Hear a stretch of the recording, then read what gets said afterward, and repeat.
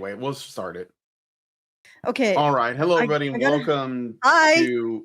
Wait, why is there noise coming out of your? Oh, there was like What's the going? cat. Did the It's the cat do cat. something? Is All not right. possibly what? Tell me Welcome. what the difficulty is. Yeah. Hello, everybody, and welcome All to right. Honey Badger Radio. My name is Brian. I'm here with Allison. This is now we're gonna get into the same podcast episode, but we're gonna actually like look at the actual arguments before things, you know, just turn into The whatever basically personal podcast. attacks. The whatever podcast. Team Charly versus Team Andrew. That's what we're looking at. Yeah. And yeah, we're gonna get into the meat of the arguments, as it were. Last time we covered the viral insults, or the insults that went viral. I apologize. For some reason, Voidcat just really loves me today. Probably because she wants another can of food, which she is not getting. You are not getting another can of food, no matter how much you beg. So we're going back to that podcast and we're pulling out the arguments as they were. In some cases, we're sort of reconstructing it from, I think, a lot of noise. And I'm not saying that the noise is coming from Andrew, but it is coming from somebody on that panel. So, Mm-hmm. so I went back through and I basically, Andrew would make a point and I would find where Charly actually addressed that point, and then if Andrew came back with something further. So that's where we're at. We're reconstructing the meat of the arguments from that panel so we can look at them. We can ascertain who actually won the point. And we're not just going to look at it from a logical perspective, because these debates take place on another level entirely, which is establishing and maintaining frames. So there are, from what my analysis looking at this, I see three distinct frames. There is Andrew's conservative frame. I know he probably wouldn't identify as a conservative, maybe a paleo traditionalist, but it's a frame where you want the particular role or the particular expectations of men to be recognized, that men live up to them, and men also gain worth through living up to those expectations. It's a framework around manhood and expectations of men. Correct me if I'm wrong, but that's what I see a lot of. Brian, please correct me if I'm wrong. That's what I see a lot of traditionalists focus on, is that there is this framework that men need to live up to, and that they should be acknowledged as having worth if they do. But many traditionalists don't acknowledge that men have worth in and of themselves, or that necessarily they have particular abilities and skills that lead to being able to live up to these standards that women may not have.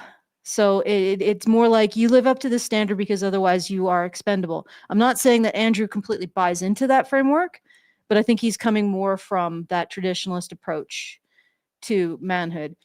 Then there's Charly's framework, and Charly's framework is the dominant framework of our society. And that framework is, you want to establish that men, or maintain that men, are a threat to women in society, that men do not offer anything unique. So you won't even recognize that they're being held to a higher standard of women, much less the traditional recognition that they're held to that higher standard and should be respected, and people should be grateful for that. So you don't even want to do that. You don't even want to recognize that men are held to a higher standard, nor do you want to recognize any unique value proposition that men provide the societies they're part of. And you want to, at every moment, neutralize, hide, or minimize any kind of vulnerabilities or sacrifices men make in society. And that's because Charly is trying to uphold an ideological position that societies benefit men asymmetrically at the expense of women. And in order to uphold that position, you can't talk about things like maybe unique biological benefits that men give society. You can't talk about any of the sacrifices that men endure in order to provide those benefits to society. And you have to frame men as a threat. So these are the three frames, and we're going to go through the arguments that I reconstructed from that soup. And again, I'm not throwing shade at Andrew. He wasn't the one supplying the lukewarm viscous fluid for most of this. That was coming from other parties. And we're going to reconstruct it, and we're going to look at it and see if which frame reigns supreme in each of the arguments. So that's laying it out there. Did I Did I reveal too much? I don't know. Brian, what do you think? No, okay. So I think I gave a good framework. Hopefully you guys understand. If you don't, just message me. Hey, crazy Well, we autistic can. lady, I don't get it. Yeah, I mean, if something happens in the video that Yeah. supports your claims, then you can just interrupt and point it out at that point. Yeah, So, okay, sure. Yeah, so so maybe you should do but the just things, and then we'll oh get yeah, I'll into do the it. things. But before I do, guys, message in the chat. You can send a message and I will note and respond to it if you don't understand what I'm getting at, if you have any questions. And if you want to send a comment, right, that just whatever you want to say. You like my hat. You think I'm completely wrong. You think Brian is wrong. You think everything is wrong. You think the world is wrong. Just send it to feedthebadger.com/justthetip. And I don't want to typecast you. You guys could also be sending us, everything is right. And, that whatever you want, whatever commentary you want to give. If you think I'm right about my assessment of how an argument went, if you think that it went a different way, then feedthebadger.com/justthetip. Please do send those in because they really do help us out being able to bring you this content. And in a bit, I will do I'll point you all to supporting us as well. But for now, let's get into it. All You right. got all the Well, time codes, Brian? You got everything ready? I do. I mean, yeah. What do you want me to start with? Oh, Shadow the Master says, I think you framed the frame well, Allison. Thank you. I think you framed my framing of the frame well as well. Okay, Okay. next. So what's the This first kid- time code we're doing? All right, let me just okay. So we have a couple in the subject of draft war. We have the play 1. I did this all in different I think plays. that's most of the discussion because it's ultimately about like male disposability, or Mm-hmm. like the difference between male disposability and female perceived victimhood, I guess. Mm-hmm. Mm-hmm. So that just something Yeah. to think about. Yeah. And I think one of the main ways that I think I'm going to just say conservatives. I don't mean all conservatives. I know a lot of people in this position don't even identify I'm as not conservatives. offended, just make the claim. It's fine. Okay. All right. I think one of the big differences is that conservatives do embrace the idea that men are expendable, but should be respected, and people should feel grateful for them when they live up to a standard. Whereas because we focus on ways that men aren't necessarily living up to a standard, but society is actually failing them, we are proposing that men have an inherent value and they should be helped when they have problems, and society shouldn't make those problems worse. Okay, so I think that those two framings are different, and it's really critical to point that difference out, because I think from my perspective there's a big blind spot that conservatives fall in, and that is that men do have value and they should be supported when they fail to live, even when they fail to live up to the standards we've set them to, because if we do support them, they can live up to those standards. Mm-hmm. So it's a bit of a different framework. And I'm not saying all conservatives look at the world that way. Right. And certainly they aren't as bad as what the people who are calling themselves the left, who are basically political tribalists, because they're actively kneecapping men. Let's face it. They're actively, like, conservatives are saying you need to overcome your problems or you don't have worth. Liberals are like, God, we're going to give you some more of their problems, men. We're going to make them worse. So there's a difference in the worsening of conservatives versus liberals when it comes to men's rights and men's issues. Okay, so the plays that we have under draft and war is Super Soldier Frame, but I feel like that one isn't really good to go into because it's mostly, like, me and Brian were talking about this, mostly like just setting up the background for why Andrew believes what he believes and why Charly is sort of out to lunch. And basically all it is men are stronger, so they make more effective soldiers. However, I would counter this by saying that if we lived in a patriarchy that truly put men first and found them more valuable, then why not just send women to war because they're expendable and they don't have any social value? And if both sides, like the two patriarchies on both sides, agree and say, wait, we much prefer to save our very valuable and precious sons versus our worthless and valueless daughters. Why don't they just both send women to fight? And then if women are fighting women, the strength doesn't matter. You know what I mean? You get it? Like, that makes perfect sense to me from a purely mechanistic society that puts men's benefit before women. Like, I don't know. Anyway, but the point is here, men are physically stronger. So unfortunately, even if the patriarchies agree to make their daughters fight it out, at some point there'll probably be a society that says, hey, why don't we send our sons instead and we'll win? And they will. And so that's, it's not really a long-term. And that's what basically the super soldier frame is about. It's just men are stronger, so they make better soldiers. Okay. So should I play that clip or? No, let's go to one sex fights, two sex votes. So that supports the next play, which is one sex fights, two sex vote, which is essentially what I brought up like decades ago, which is you are creating a situation of disadvantage when you have an expectation that one sex fight, but both sex get to vote. The sex that has to fight will end up paying the cost of the sex that doesn't and their political decisions. And that immediately creates a second-class citizenship among men, with men. All right, let's look at that. All right, I jumped up to that first time code. Because they become a hindrance. And so I guess all I really need here is just the agreement that it will always be the case, no matter what, that it'll be heavily 98% or so of men who will be engaged in frontline combat operations. If that's the case, then they have the most to risk when it comes to warfare. I would like to point something out here. It's always going to be like 95%, 99, 98% men, because society, it's not because men are stronger. Like, I'll just peel back to my suggestion that patriarchy just make women fight, and then it doesn't matter, women aren't strong as men because they're going to be fighting other women. Yeah.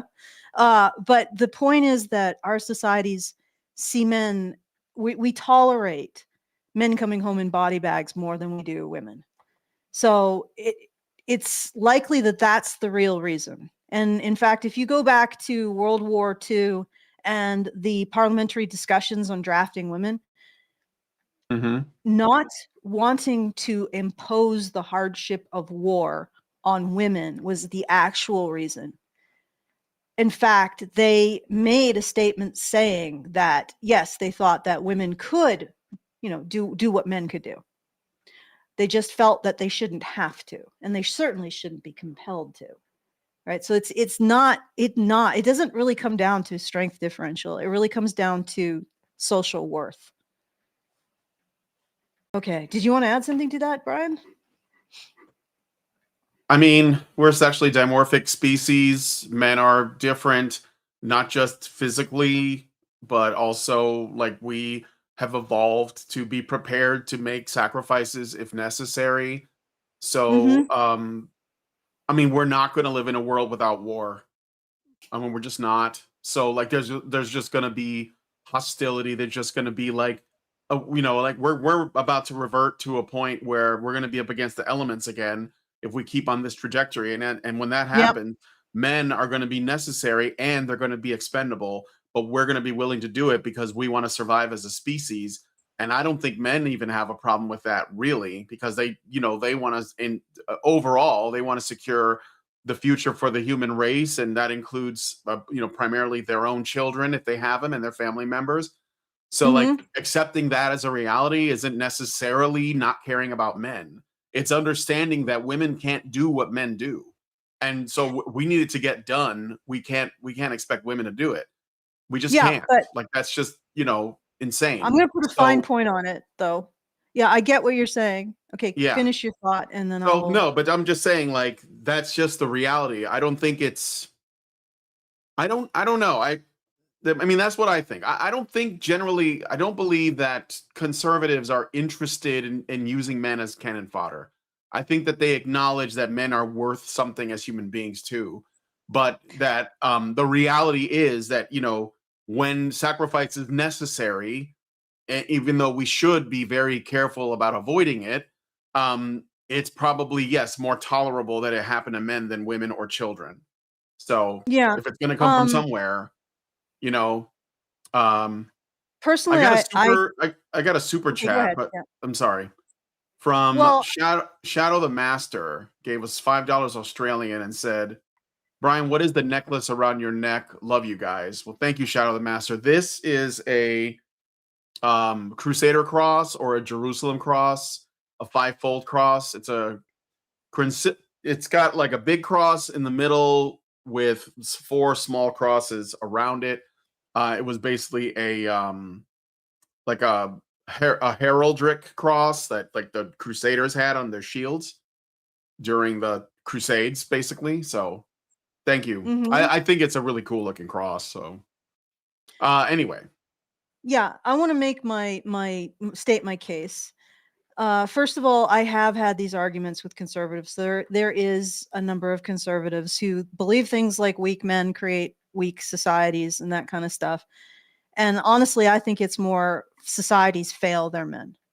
And while I agree that men are stronger, they are more capable of taking these risks and these hardships on. I don't think that they owe it to any society to do so, to use those particular strengths in the service of that society, unless that society has taken pains to reduce the possibility and to minimize it and to understand that men have this and is absolutely horrified at the thought of having to expend its sons in any capacity. And that is absolutely the last resort, and doesn't see the situation in terms of society, its sons having to prove itself to society, but society having to prove itself worthy of its son's sacrifice. So I think there's a difference there. And I see a lot of conservatives, at least the ones I argue with, but Twitter is Twitter. Everybody's high as like strung up like a long-tailed cat in a room full of rocking chairs. But there is that difference that men have nothing to prove to anyone. I'm going to be honest. That's my perspective. Men have nothing to prove. They aren't weak. They're still doing what they do, which is provide and protect for other people, right? They're still trying to make it work in this world. It's our society that has massively failed them, has failed to deal with their mental health issues, their social crises, their relationship crises, like that has perpetuated a massive threat narrative against them. Now, I think on the conservative point, they would probably call out feminists for not giving men the external standard, whereas I call out feminists for not giving men the support they need and turning this social attitudes towards men into a threat narrative in which they outsize men's threat to women and society in order to manipulate people, to give them clout and money. So that's where I'm coming from. I don't think our society is worthy of men's sacrifice. I think a lot has to change before we are. And I think that, again, yes, we can recognize that men are uniquely strong, physically strong, and uniquely capable of enduring certain types of hardships. But that isn't an excuse to lean on that every time our society fucks something up. Like, men aren't a bandage for our problems. They shouldn't be blamed for things that they aren't responsible for and they haven't done. And so that's where my approach comes from, because I'm strict men's issues. I'm strictly, we need to stop taking a sledgehammer to the engine of society, right? That like conservatives can say what the engine should be doing all they like. Meanwhile, the left, or whatever is wearing the skin of the left, is taking a sledgehammer to the engine. Okay, and saying, well, men should embody this external standard, or men should weak men create weak societies, and all of this stuff doesn't change the fact and is not addressing the fact that the left is taking a sledgehammer to men. And we need to stop that before we can start talking about what the engine needs to do.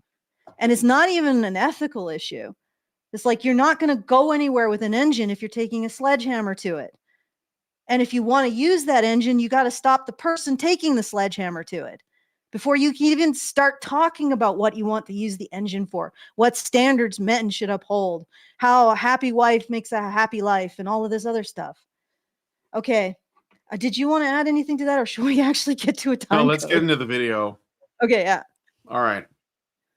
The case that they have the most risk during warfare, and it is, I think that it's a fundamental unfairness in society, not just an unfairness, but a great injustice that women are allowed to vote on policies for warfare that they then don't have to go fight. As much as it upsets me that Congress can make laws and exempt itself from them, it's just as much of an injustice to me that Congress can do that as it is an injustice to me that women can do this to men. Good. Good framing. Okay. He's emphasizing that women have the power, they are a threat to men, and men are vulnerable to it. Let's see. I don't really have a lot of faith in Charly as a single instance of a good debater, but she's got a lot on her side in terms of big guns, like already universalized narratives. But let's see how she responds. Are we at that point yet, or are we still in Andrews? I don't know. I haven't watched this in a bit, but Okay. okay. I mean, so would you say that only able-bodied men under a certain age should be allowed to vote? No, because of what's called fighting potential. So the idea is just this: it may be extraordinarily rare that you'd ever need to get somebody who's disabled or very old or very infirm to fight in frontline combat. But if you do, it's going to be men, and the potential remains for men, and the potential is not there for women. Do you think that men with significant disabilities would be better frontline combatants than women? What the hell is this weeds? Good Lord. Yeah, I mean, she's saying, like, in this hypothetical, do you think that disabled guys are better fighters? It's irrelevant. They would get drafted. That's the point. Yeah. It doesn't matter. Like a guy with one leg, if they're like low enough on men, and if there's like a 70-year-old dude with like one leg, they're gonna draft him before they draft any women. That's just the way it is. Yeah, and it's not, but again, like, it's not about strength, like I was saying. It's about what we consider to be expendable and what we're willing to have suffer for us. Now, I don't know what the hell she's on about. Where are we in the time codes? Let me see. Let me reverse engineer. 2036. 2036. Okay, so we've gone really far back. Can we go to? No, it was like one sex fights, two sexes. Oh, you're right. 2036. Yeah. Okay. Yeah. But we were only supposed to go to 1928. All right. Yeah. So Let's you want me to jump ahead to the next one? Yeah, I know 4431. So yeah. It's like way over here. All right. So the frame, before we get into it, is basically Andrews said that it's pretty much always going to be men who are fighting in war, right? He does say it's an injustice that he women does say get it's to an decide injustice to send men to their deaths. Yes. Which is an acknowledgement that there are people who can vote for the fates of other people that take they don't have to pay any checks that they're basically filling out. And he compares them to congressmen who do that, saying it's like when you have warmongering neocon rhinos that send people to the Middle East to die to get oil or whatever the narrative is. Or women's rights. And they don't themselves have to do it. And this is the same thing. Yeah. So, yep. I think that this is an excellent, I think Andrew's really doing well in the men's issues frame. Right. I think that from a very blue-pilled conservative perspective, they would say because men have this ability, they owe it to societies. But I'm talking about working within the context of female, like feminist framework. But anyway, let's keep going. All right. See what Charly has to say to that. The men in Ukraine feel about it, because I do think that there are often men with very, strong, I ideas about chivalry who would say that's my duty. Sure. Totally and agree. To carry on our country. Oh, yeah. I completely agree. Women need to go because Yeah. that's very much. Well, a what would thing. that have to do with the justice of it all or the injustice of it all? Well, there's no justice in that. That's not. Yeah, it's not just. And so the thing is, But is also, that when I So she was trying to basically say, well, men dying in war using Ukraine, because that's why this is a bit of a gap. They were talking about the Ukraine-Russia conflict. And Andrew was pointing out that, because she was saying, well, we haven't done a draft in like so many years. It was a little bit before this. And he's like, well, they did in Ukraine. They're drafting people into Ukraine right now. There's guys that are, Men. on the front lines that are like 60 plus years old, 65 years old, and she's like, well, isn't that just chivalry? So she was trying to say that men being drafted to fight in a war when they're in their 60s is just old. It's that old patriarchy again. And he was like, that's not a commentary on whether or not it's just or unjust, right? You're just saying, you're trying to blame men for this. So Exactly. Yeah. She's trying to reframe men's agency and reframe blame away from women. Yep. Okay, that's what she's trying to do. She's trying to maintain that threat narrative. Men are to blame, and they're a threat, and they have no vulnerabilities. So let's see how. All right. Let's see how. Well, let me see. What is this? 45-21. There's still a little bit more. We haven't. Actually, no, that's the end of that clip. But I could play more if you want to. Sure. Yeah. Let's see. Then there's Charly saying that she would vote against the draft. So I can jump ahead to that. Well, let's see what Andrew has to say. I'm curious. All right. For the practical these sorts of votes to pass, is it a woman in power that is making these things happen? Well, in a democracy, yes. Aren't all women in power? Yeah. So she's now first, just so you guys see what she's doing. First, she tries to blame it on chivalry, which is basically another way of blaming it on men. That doesn't work. Then she tries to blame it on, who are the people, in the big house that are in power that are actually like sending these men to war? Because another thing feminists do is they'll say, well, it's men in positions of government that send men to war, so it's obviously not my problem. And he's like, no, women vote for these people, which is it is true. I mean, men also vote for these people, but I think in general, when people are casting their ballots, men are at least aware that if they vote for a warmonger, it could be a problem for them, at least personally, right? Women, I don't think they think about that as much. No. I mean, as long as the guy's promising gives, it doesn't matter, right? Like Obama got elected twice and he was drone striking the Middle East the whole time. And nobody talks about it because it wasn't in the media or anything. But women voted for him because they wanted to be the person that voted for the black guy that time. So they made history, but and I think that it is an important thing to point out. Yeah, and I mean, what she's trying to do is just reframe it to blame men, and maintain the threat narrative. Exactly. Okay, let's keep going. All right. No, you don't have the power to vote. I can vote, but the people who are deciding what I can. Then you vote have on, equal power to men. Certainly, yes, the men of my status, but not the lawmakers, not the politicians. You voted for. Okay, here's what's so infuriating. Here's what's so infuriating with this particular framing. The vote is so important. You don't mean anything in society unless you have the vote. Well, you are equally responsible, if not more responsible, for using your vote to vote in warmongers. Oh no, the vote is meaningless. It's not worth anything. It just as soon as this thing that you want it actually means that you are going to be responsible for something, suddenly it's meaningless. So which is it? Is the vote meaningless, therefore getting the vote didn't give you any power, or is the vote meaningful, therefore you are responsible for what you're doing with your vote? You see how they frame this? It's infuriating. Okay. I don't think we're going to get through many of these. All right. You want to get to the next one? Yeah, let's get to the next one. Play the rest of this or jump to the next one? Jump to the next one because we're done the rest of this. All right. So the next one is her saying, well, I wouldn't vote for this, which is another dumb argument. Because it Oh doesn't yeah. matter.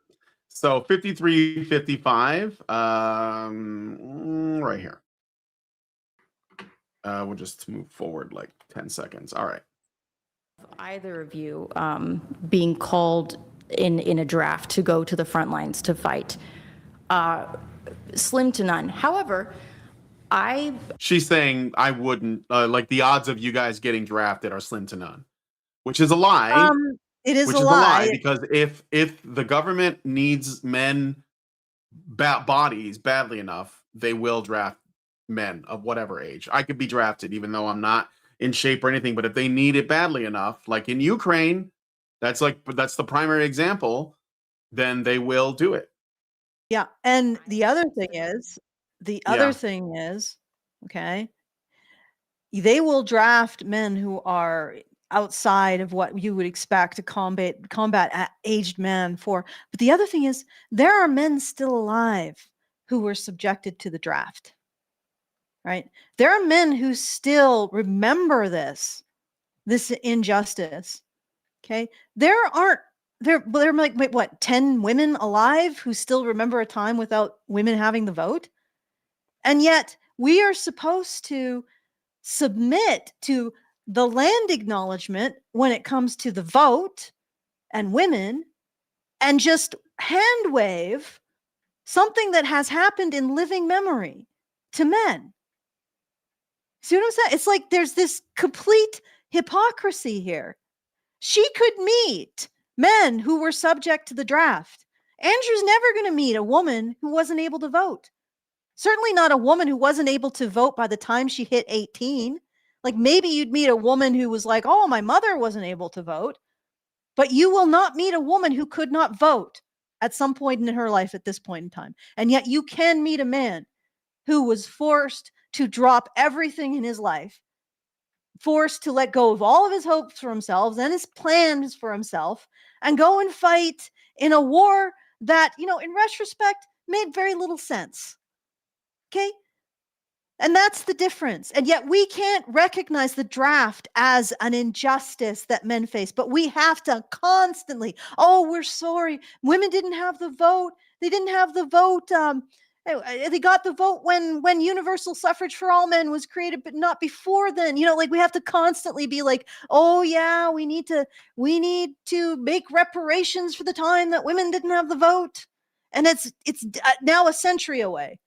But we can't even consider the time that men were subject to the draft, even though it's not a century away. It's within living memory. Okay. All right. Yeah, I'm done. Slim to none. However, I am against the draft, and I would support any legal motion to remove the draft. I would vote for that. Yeah, I would use my power as a woman. Yeah, that's great, but to vote. it's not. That's very nice. What I'm saying. That's very nice. But again, you are going to bring up women's lack of a vote as historic injustice, as a bludgeon to derive clout and access to resources today. And yet you will not contend with the fact that it's a much less far back in time injustice, that men are still alive who are subjected to this. You won't contend with that at all. You'll just completely ignore. Oh, it's not going to happen. It's not going to. Well, women are unlikely to lose the vote, to be honest, because they'd have to vote for it. So there you go. But men are far more likely to end up in a draft, and they have memories of having been subjected to the draft. And you're just hand waving that. Okay. Mm-hmm. All right. Let's do. Contending with what I'm saying. Even if that's the case, that's nice that you say that. 100%. Right. But our global leaders are never going to get rid of the draft because their military advisors tell them not to, because it's a huge weapon for mobilization of military force if you need it. So we're never going to get rid of it. That's just a fucking pipe dream. You know what's happened instead is that they're making the draft more and more invisible. So you get put on a list whenever you interact with any citizenship benefits, like getting a driver's license or registering to vote or a passport. You get put on a draft without your knowledge and without your consent as a man. That's what they did in Canada. The Canadians are like, oh, we don't even have selective service. Bitch, you have selective service. You just don't know it because Canadian men are put on a list without being told. And this is what, they say, oh, we got rid of selective service in the draft. No, I would suspect there is no government that has ever truly gotten rid of selective service. They've just hidden it. So they don't have to deal with the questions it brings up and the arguments. They don't want to have to deal with the potential of men protesting it. So they just hide it. Ugh. Okay. All right. Shall we? So remove women's ability to vote, and then we'll never go to war. Is that your thinking? No, I'm saying that this injustice and unfairness, and by the way, like when you bring up, you say, well, what about 60-year-olds? They can't be drafted. Okay, but they could have been when they were in their 20s and signed up for the draft, which you didn't have to. So their potential was already there and exhausted. They already had to go through that stage of life where their number could be called and yours couldn't. So yeah, they still get the benefit. They still did the thing that you guys will never fucking do. They still did it. Yeah, well, here's the thing, Charlie. Keep your vote, but get rid of the narrative that you're a victim relative to men. Keep your vote, ladies, but no longer can you continue to assert victimhood relative to men. How about that? Okay? How about you just acknowledge the injustice? That's what Andrews is saying. Just acknowledge the injustice. We don't have to talk about, well, you shouldn't have, that means you want to get rid of women's. You're reframing the injustice in terms of harm to women instead of acknowledging the injustice to men. That's what she's doing. And she's trying to silence it because she doesn't want, you got the threat narrative. You got to minimize men's vulnerability. You got to maximize their threat and their negative intent and agency. And that's how it goes. And that's what she's doing. That's what she's hanging on to with both fists and her monkey toes. All right. Again, like Andrew's not actually debating to take the vote away. He's using it as an example of female privilege. Yes. That's what the point is. It's to sort of like blow that whole thing up, right? So I got a couple super chows. The Fish Got Nukes gave us $5 super chow and says, Badgers, please get right with Jesus. Time is running short. Want to see you guys up there. Also, you by now must realize the 19th must be repealed to save Western civilization, and it's not going to happen. So just get right with Jesus. Thank you. Go Badgers. Thank you, Fish. Appreciate the message. Yeah, I mean, look, I don't think the 19th is going anywhere. It's a meme as far as I'm concerned, but it does piss off feminists. So I have fun with it. But it's not going anywhere, but maybe like if we're having, the thing is, I think that Andrew does this for the same reasons that I do it. I bring it up because it's worth talking about just how much consequence there is to women's actions. And that's like a really obvious one. We can talk about that, abortion, child abuse, things like this. And the thing is that something that's very rock solid, that is inarguable, is the draft and the vote. So like, because without the draft, I mean, if you don't sign up for the draft, you are subject as a man to lots of penalties, one of which is you can't vote. So men don't get the vote if they don't sign up. Women get the vote by default. So literally men actually have less of the right to vote. Not that the vote is a right, because it's not, but they have less of access to the vote than women do. And talking about it in this way is a way to get people to think about it, because we take this for granted all the time. And so when you talk about it, you just put it in their head to think about. So that's the goal. Why I joke about the 19th all the time. I don't think it's going away, because women would actually have to vote for that. And I don't think that's going to happen. If at any point women actually vote for that, I think the problem is probably solved. Yeah, if it gets to the point where women are willing to vote for it, then that means that we've solved the problem. Exactly. Yeah. But sorry for leaving. I wanted to get myself a glass of water, or actually I think I'm getting Void Cat a glass of water. but hopefully I'll get a few sips in before she decides to take it over. All right, let's continue.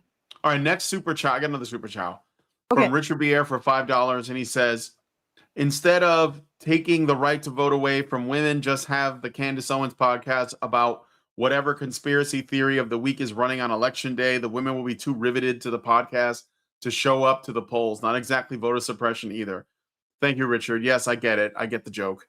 I see what you did there. Okay. So let's, do you want me to play the rest of this? Let him make his point, or? Yeah, let him make his point. All right. Yeah. And then I will do the summation of this particular argumentation. Okay. Let's do it. Moving on to the next thing. No. But let him finish the point here. Okay. All right. Let's play it. The thing is like it just stands like this to reason, right? It doesn't matter if the 18-year-old never gets called to a draft. The potential is only there that he will. And you can't get mad at him later because he still maintains voting rights or certain rights that you don't get, because he still went through the process of signing up for the draft and had the potential to be called, and you never did. Okay, so right there. Bam. Bam. Yeah, you win. I would have driven it home a different way. I would have said, you can't get mad at him because he didn't go to war and die and could no longer vote. Because that's another thing too, right? A man who is drafted and goes to war and dies there, well, he doesn't get to vote. I mean, in some elections he might get to vote. He might get to vote for Biden, but like in general, he's on paper he's not supposed to be able to vote because he's dead. So I would have pointed out that like getting drafted or like being like signed up for the draft is not something to be taken lightly, because what these people do is they sort of hand wave it like, well, we haven't had a draft in a long time, and if you say, well, they're doing it right now, well, you're going to get all the glory or something, right? Or you're not going to see action, or you're not going to, it's always like, how do I take these situations that have like as much a risk of death or dismemberment or PTSD or other kind of harm as there is none, and just try to minimize that damage. So yeah, a woman gets the vote. A man who gets drafted may not vote because he may not come back alive. So that's how I would put it, or at least try to like put a fine point on. Yeah. So, and ultimately I would have put it, okay, we live in a time period where you can talk to men who've been subject to the draft. There's no women alive who weren't able to vote. Okay. So why is it that one thing you're saying that one thing is more important, or you're going to use the vote as a bludgeon to assert moral dominance and demand tithe, but you refuse to acknowledge the more recent tragedy and the more recent disenfranchisement. Okay, let's go to the next. Oh, wait, before we do that, let me do the summation. Here we go. All right, winner, Andrew. Also, partially men's rights frame as well, or at least a dual win for Andrew in the men's rights frame. He forces recognition of a uniquely male burden, right? And he forces her to recognize that it is a situation where women have power over men and do not face the same sacrifice. Charly's attempt to generalize war, or generalize the suffering of war, doesn't fully erase that recognition.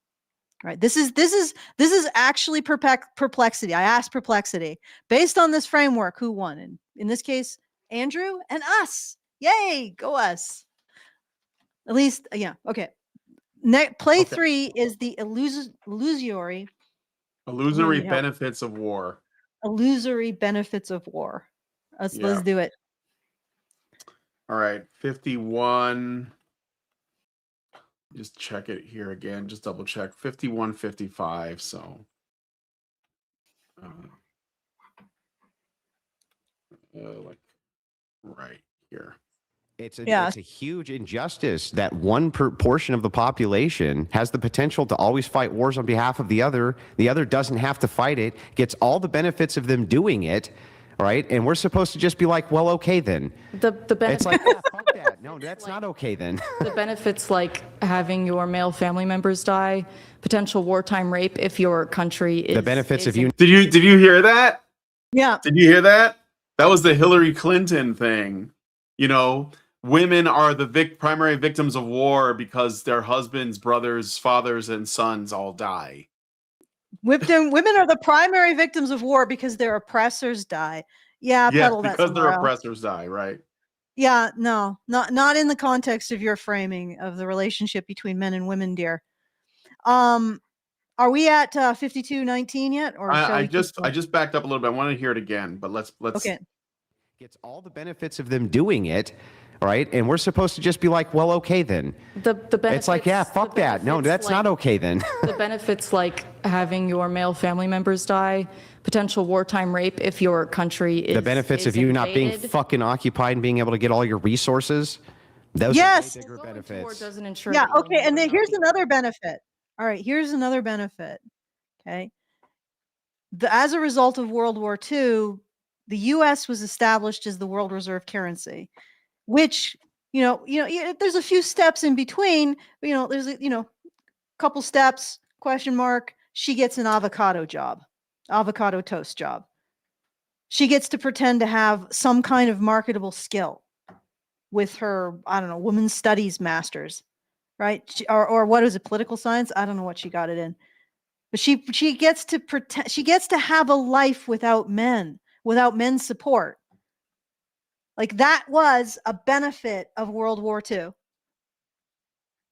For the West, I would say, but also the US being the world reserve currency, allowing for a situation where you can have massive government deficits that employ women like this. Now, I think most people on this channel would not regard that as a benefit.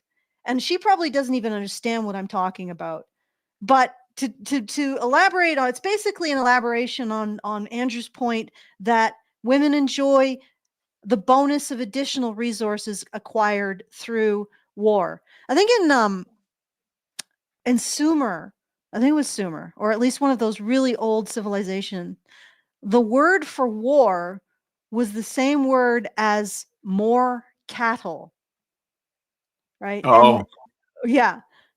And ethnographers who've looked at, and anthropologists who've looked at historically in society, it's resources. Societies go to war over resources. Okay? So if you're part of a successful society who's gone to war over resources, if you're a woman in that society, you are going to benefit. You are going to get additional resources.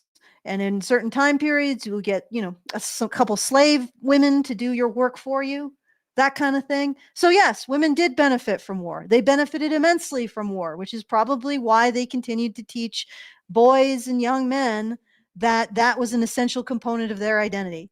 I mean, in addition to the natural, like men, like most male social mammals do defend their social group.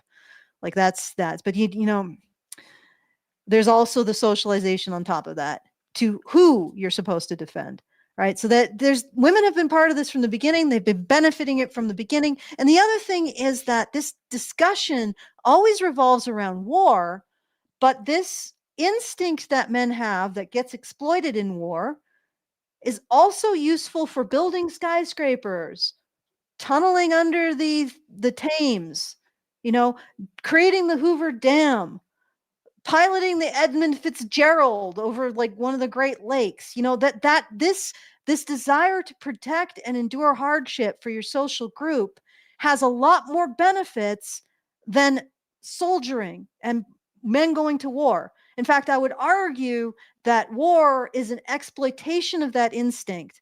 So it's like we use men to solve political conflicts in the current era. We use men to solve those kinds of conflicts. Like it's a failure of societies to solve these problems, so they send their sons to war, and it makes them feel like it's but there are other ways that we use men's expendability, and war shouldn't be separated from all of that other stuff. It shouldn't be separated from how we sacrifice men to maintain our infrastructure. Like it shouldn't be separated from the men who died building the Hoover Dam, or died building a skyscraper, or died tunneling under the Thames. It shouldn't be separated from those sacrifices because it's all the same thing. It just so happens that we also sacrifice men to solve political disputes and get more resources as societies. So, I mean, do you see what I'm saying? It's like, this shouldn't be separated. This is all part of the same continuity, right? Yeah, I mean, I don't think Andrew would disagree with any of that. No, I'm not saying it to Andrew. Oh, okay. Yeah.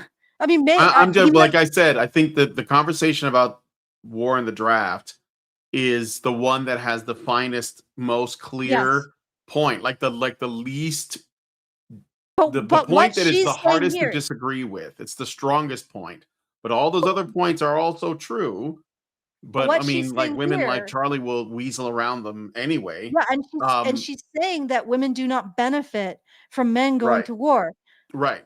Even if women don't benefit from men going to war specifically, they benefit from the social phenomenon or the evolutionary or whatever, the cycle, whatever you want to call it, that men sacrifice for the benefit of their social groups. They benefit from it in other circumstances, and you can't take those circumstances away from also using men expendability or expending men in solving political problems. That's what I'm saying. So even if she can argue, oh, women don't benefit from war, women sure as hell benefit from clean water. They benefit from electricity. They benefit from natural gas, nuclear, fossil fuels, all of this stuff, which is maintained by men. And it's maintained because men are willing to take these risks, for money, for social, but also just to provide for their families, right? So it's all a continuum. War is just an extreme end of that continuum. It's the most useless waste of men's willingness to take on risk and hardship to protect others. The most useless waste, but it's on a continuum. So when she says, oh, I don't benefit from war, well, it's not just war we're talking about, is it?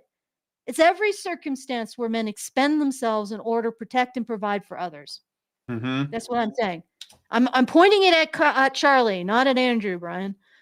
Well, I'm just saying, like that further strengthens our position, is all I'm saying. Yeah, indeed. Okay, so should I play more of this or jump ahead to the next thing? Jump ahead to the next thing.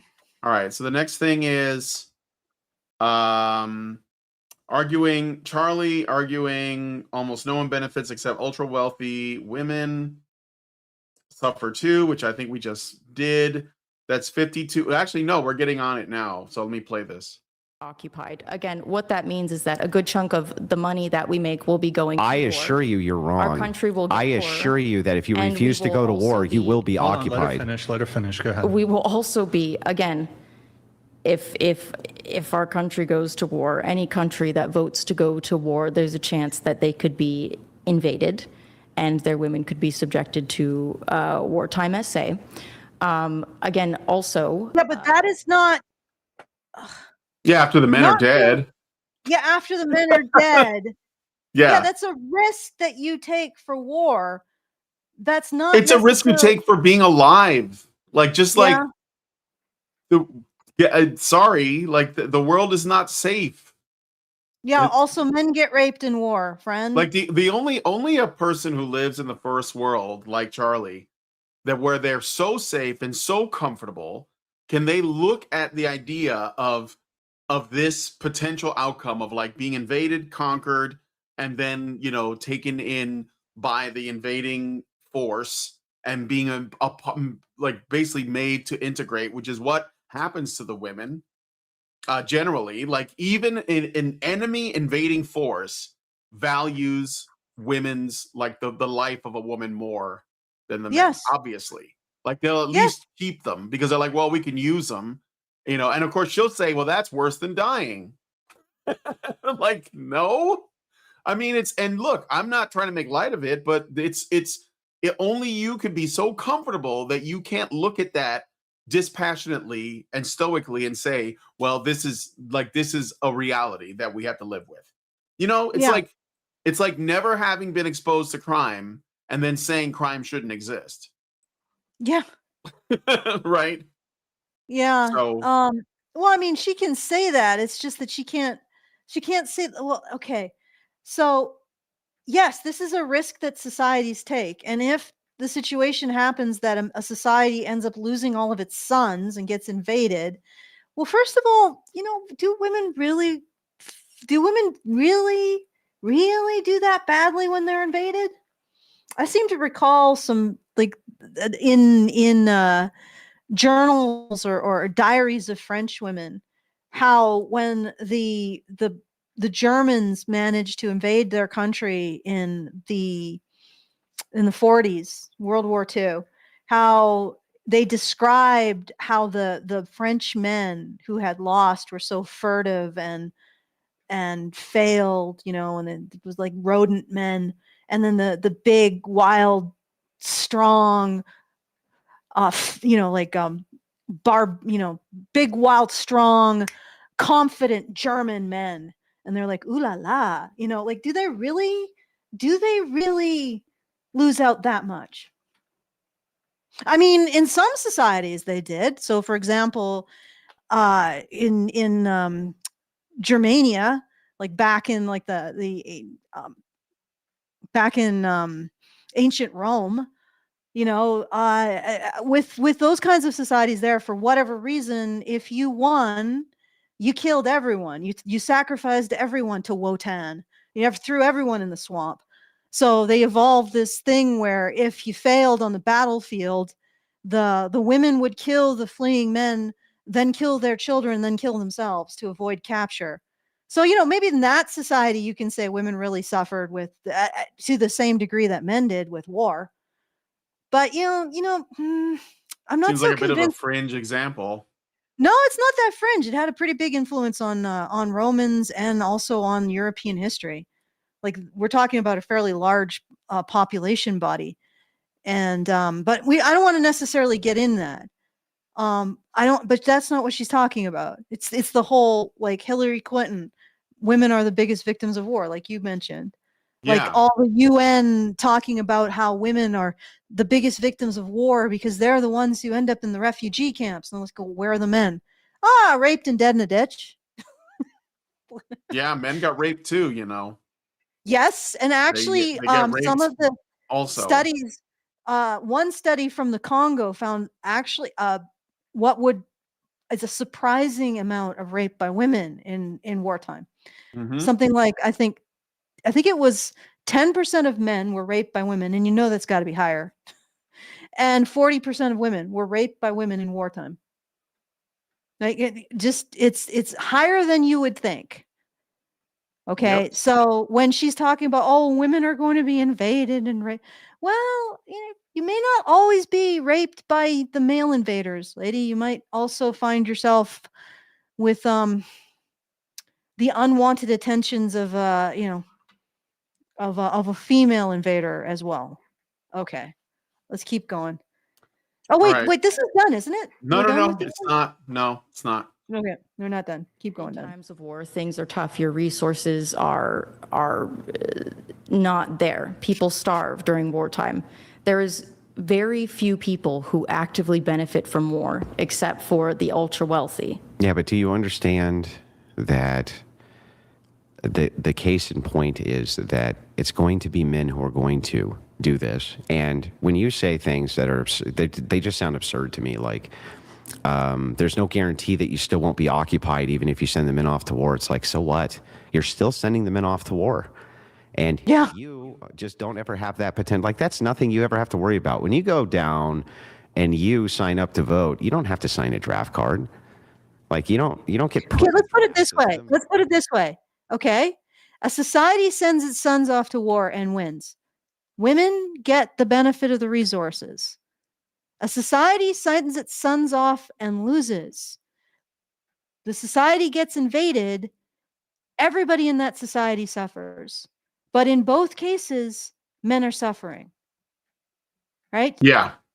Yeah. Both She was trying to do a two Even wrongs when equal to who society- cares, but it was. Even when It the is. society wins, Men. even Men when are. the Men society are. wins, men yeah. suffer. Even when the society wins, men suffer. When the society loses, women also suffer. But that's the outcome that you don't want. And she's trying to pretend that that's equal. It isn't. Okay. Yep. All right. Let me look at the time code here. I think we're done with this. Like I don't know if 3:21. Yeah, is it that's done. So okay. All right, let's do the analysis here. Okay, illusory benefits of war. Charly says only the ultra wealthy benefit, which flattens sex distinctions and contribution and dilutes the idea that women as a class free wide on men's sacrifice. If the society wins, men have still suffered, but women benefit. It only happens that women also suffer if the society loses, and maybe somewhat during the war because of privation. Andrew insists others, including women, benefit from men's risks, highlighting male contribution, but again, mostly as sacrificial. Winner, Andrew, narrowly. He maintains a narrative of unique male sacrifice. Charly's everybody suffers, elites only frame leans towards erasing ordinary men's sacrifice role, but doesn't fully succeed. So Andrew won, but had Charly really had he not been so on the ball about swatting away her nonsense around oh, but women also suffer and women aren't, the win would not, he would not have won. So that's something to take away from this.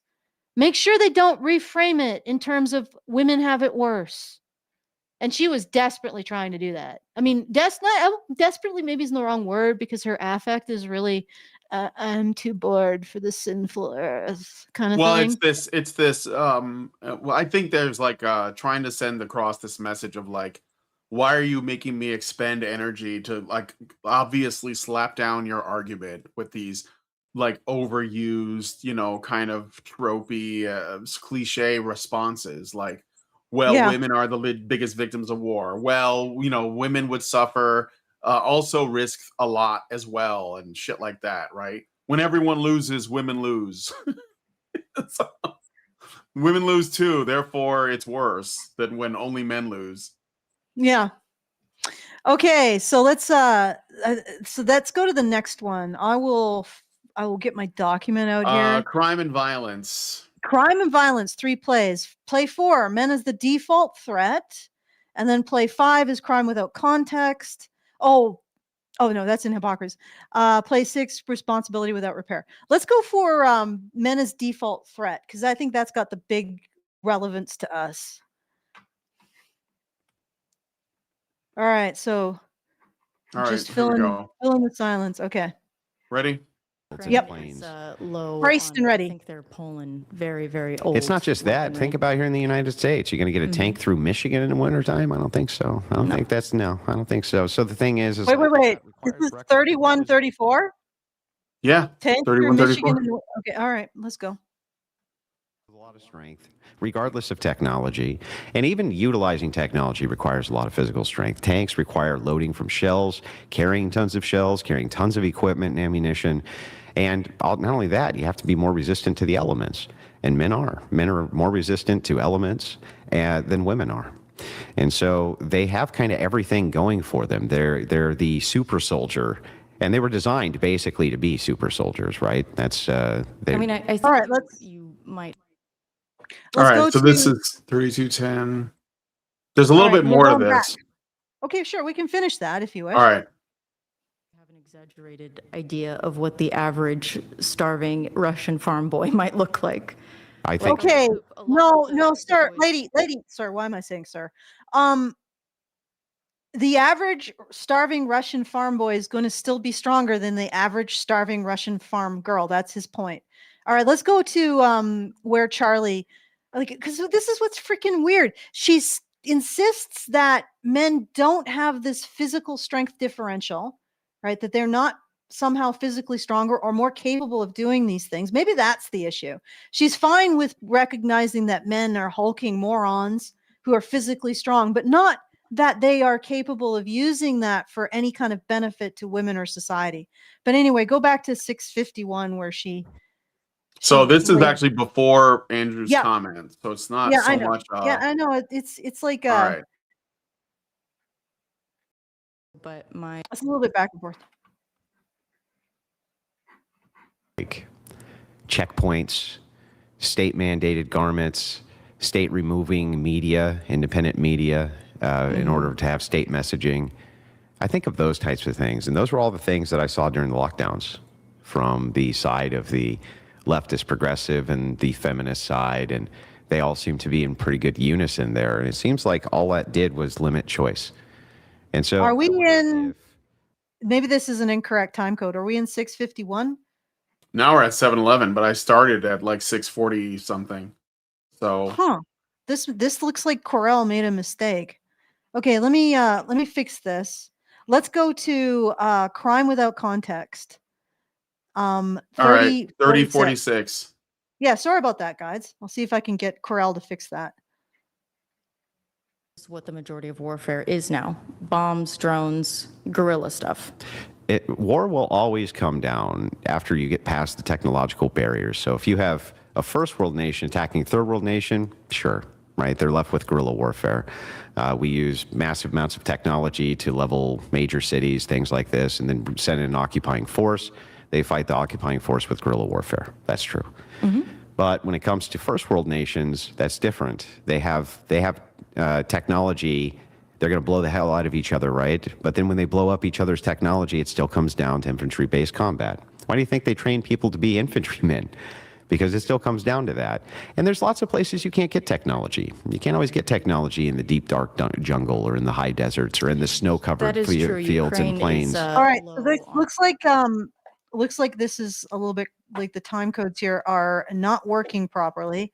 So why don't we skip to the third one, which is responsibility without repair. Okay. Okay, yeah. 35, 40, male responsibility and self-control. Yeah. I'll try to get Um, Corel up. Yep. Coral. If we needed to get them as buff as the average man. Yeah, but you see the whole net. If we were desperate for it, we could start giving women tea, and they would get pretty jacked pretty quickly. Yeah, do you see the issue there, though? That should be pretty obvious right away. Which is Well, I mean, that, it would be forcing someone to take HRT. no, that's not the issue. The issue is it's like, why wouldn't you just give it to the men? Because Excessive now testosterone in men just turns into estrogen, which is why people looking to transition to, have more male secondary sex characteristics, they have to be careful about the dosage of testosterone they take. Sure. Otherwise, it loops around and turns back into estrogen. Sure, but if it's the case you're looking for a strength differential, right? Most men are short on testosterone anyway, and you could give them TRT. Why not give it to them all? That's one. But two, for women, TRT and its effects and changes on your physical body would take years. It doesn't take weeks. So okay. Ultimately, this provides a little bit of background, right? But what she's arguing is that men don't have useful strength, but later on she argues that men are threatening. Do you get what I'm saying? That they're physically threatening. So she recognizes that men are strong when it involves being presented as a physical threat, but she refuses to recognize that strength might be beneficial. We can go to 159.50. All right, 159.50. Yeah. All right. This fucking thing is like 6 All over the place. hours. Yes. They're worse than us. That's saying 159. something. Yeah. All right. 159.50. Yeah. Opportunity and trying to not make judgments on someone on the basis of But I their think it's immutable fine for people to make characteristics. judgments. Of course, like if I am walking down the street at night and I see a large group of rowdy 20-something men, I'm going to be like a little bit like anxious. I'm going to be like, well, they're rowdy young men. That could be potentially dangerous. Is it? Okay. All right. If I do Stop. that with black. Wait, he's going to say, is No, it bad if I do that with black men? I know. We'll get into that later. Okay. Okay. I just want to point that out. This is what she does. Men's strength can only be recognized when it's a threat to women in society. It cannot be recognized in terms of its benefit. You notice that? Mm-hmm. Yeah. That's what's ridiculous about this. And of course, she would, even though she insists that men are dangerous and we should be able to discriminate against them because they're dangerous, she doesn't acknowledge that very dangerousness that she says she's afraid of is useful in war or might be useful in dealing with risky and difficult circumstances. So she can't allow men anything, even the necessary other side of the coin to what she does insist men are, which is dangerous and threatening. Like, it's incredibly hypocritical, let's say. All right. Yeah. So let's go to I'll test these time codes. I'm a little bit worried that these are not Do correct. you not want to hear where he brings up where he because she's this is a separate category. I do cover it. Like, it's in there. It's in the document. all right. So when we get to her response, 128.11. No.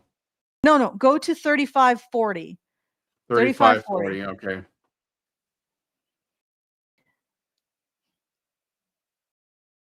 We need like trying to find the time. No, code. it's not. Come on, just it's fine. We got this. 3540. Okay. Yeah. What the hell? Sorry. It's okay. I know it jumps around. It's really annoying. Okay. All right. If we were desperate for it, we could start giving women tea, and they would get pretty jacked pretty quickly. Yeah. Do you see the issue there, though? That should be pretty He obvious. just said this. Yeah, I know. This is very strange. No. That's not the issue. The issue is, it's like, why wouldn't you just give it to the men? No, this is the same sound. No. That's the Let same it time play code. out. Let it play out. Let it play out. All right, I'm gonna let it play out.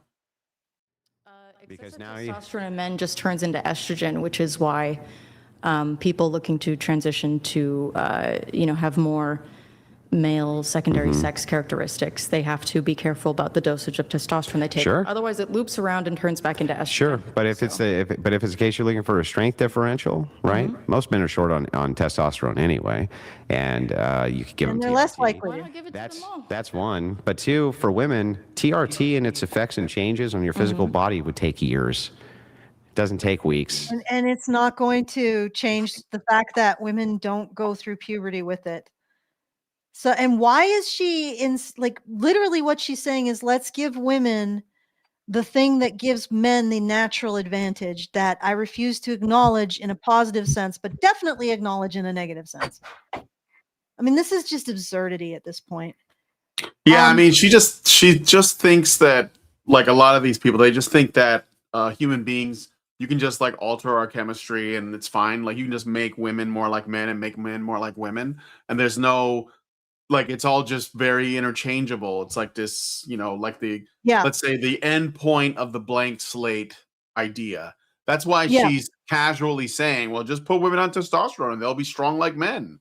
Like, just put points in strength, like she plays video games, right? Just dump everything in strength and you'll be fine, even if you made a buddy type B character. And it just doesn't work that way. Like, exactly. There are limits. Like, we have a nature, we have a biology, and I think that, and I don't know if that's just her trying to like find a way out of of this corner that she's in, but yeah, it's a problem. So, all right, where should I go next? Why don't we just finish that one off and see where it takes us? So, All right. 128.11. Wait, finish this one off or go back? No, to not finish that. No, go back to 128.11. All right, 36, 33. There's only a few more seconds. Okay. Years for your muscles I to start to know quite increase. a bit about this. It Go ahead. doesn't. It does. It does. doesn't. It definitely I have does. very personal experience with this. It doesn't. You became 50% stronger using TRT. You became equivalent in strength to the average man using TRT. No, there's no. I mean, my muscles okay, immediately grew. Okay. So she took Very good TRT for a while, I guess. Yeah, Doesn't I look like guess. a man though. 128.11. Let's go to 128.11. All right, 128.11 is where we were. No, so 1 hour in, 28 minutes, 11 seconds. Yeah, I know. That's where we were. Okay, I don't know what's going on with these time codes. Yeah. Terrorist threat in the sense that there are Liberals, it has. I wish that we could label feminists as a domestic terrorist organization. Well, they were. Yeah. Oh, the Weather boy, Underground, anybody? Well, and also the original suffragettes and their activities. They're actually, I think one of their activities, bombing mailboxes, like putting bombs in mailboxes, actually led to, I think, a death and somebody losing their eye. So they were actually domestic terrorists, and during a time of war too, which generally meant if they had been men, they would have been taken out at dawn and shot. But because they were women, they got away with it. Patriarchy. Okay. Let's Yep. keep going on this gun code. All right. Would you deny that there have not been, mass shooters motivated by Do you deny that incel trans ideology has motivated mass shooters? Do we label them as being domestic terrorists? No, I think, No. no. We don't. But that's different. That's like an identity rather than a problem to be solved. I think that. Wait, Oh, what? Men are a problem to be solved, I guess. And when men commit mass shootings, it's not because of identity like trans people. It's because of them being a problem that they need to be solved. Okay, I think she's briefly switched her anus for her mouth there. We're just listening to brain farts. But yeah, let's finish this one off. Let's see what Andrew said. Let me see what's left in it. So 129.08. There's like another, yeah. To be solved, or else they wouldn't become trans to begin with. They have a problem and they're trying to solve it. It's not just a matter of identity. Well, it's a matter of problem solution. Medication and surgery and whatnot. Whereas like involuntary celibates, I just feel like involuntary celibates also, if it's a problem to be solved, they get buff and fuck a chick, and it's same shit, right? You have a problem, you're solving it. They're just like the trans are having a problem, they're solving it. That's, from your view, isn't that the same thing? then why are all the men on the internet complaining that they are loveless and can't find women in So are women. Okay, okay, wait. God, she's like she's a digression machine. She's like, incels. And then she doesn't even explain how that logic makes any sense. And then she digresses again. Oh, men are lonely on the internet. Okay. This individual, I mean, everybody's like, oh, she doesn't know how to debate. This individual doesn't know how to think.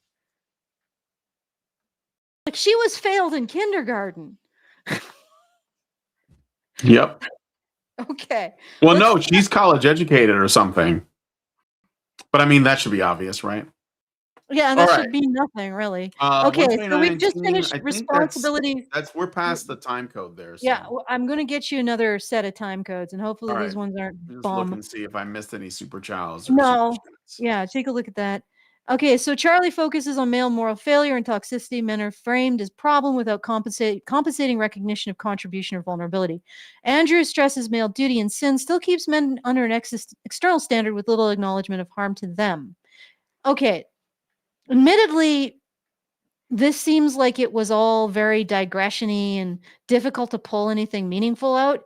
So it might just be a situation where Andrew was directly responding to her strange digressions. Okay, winner.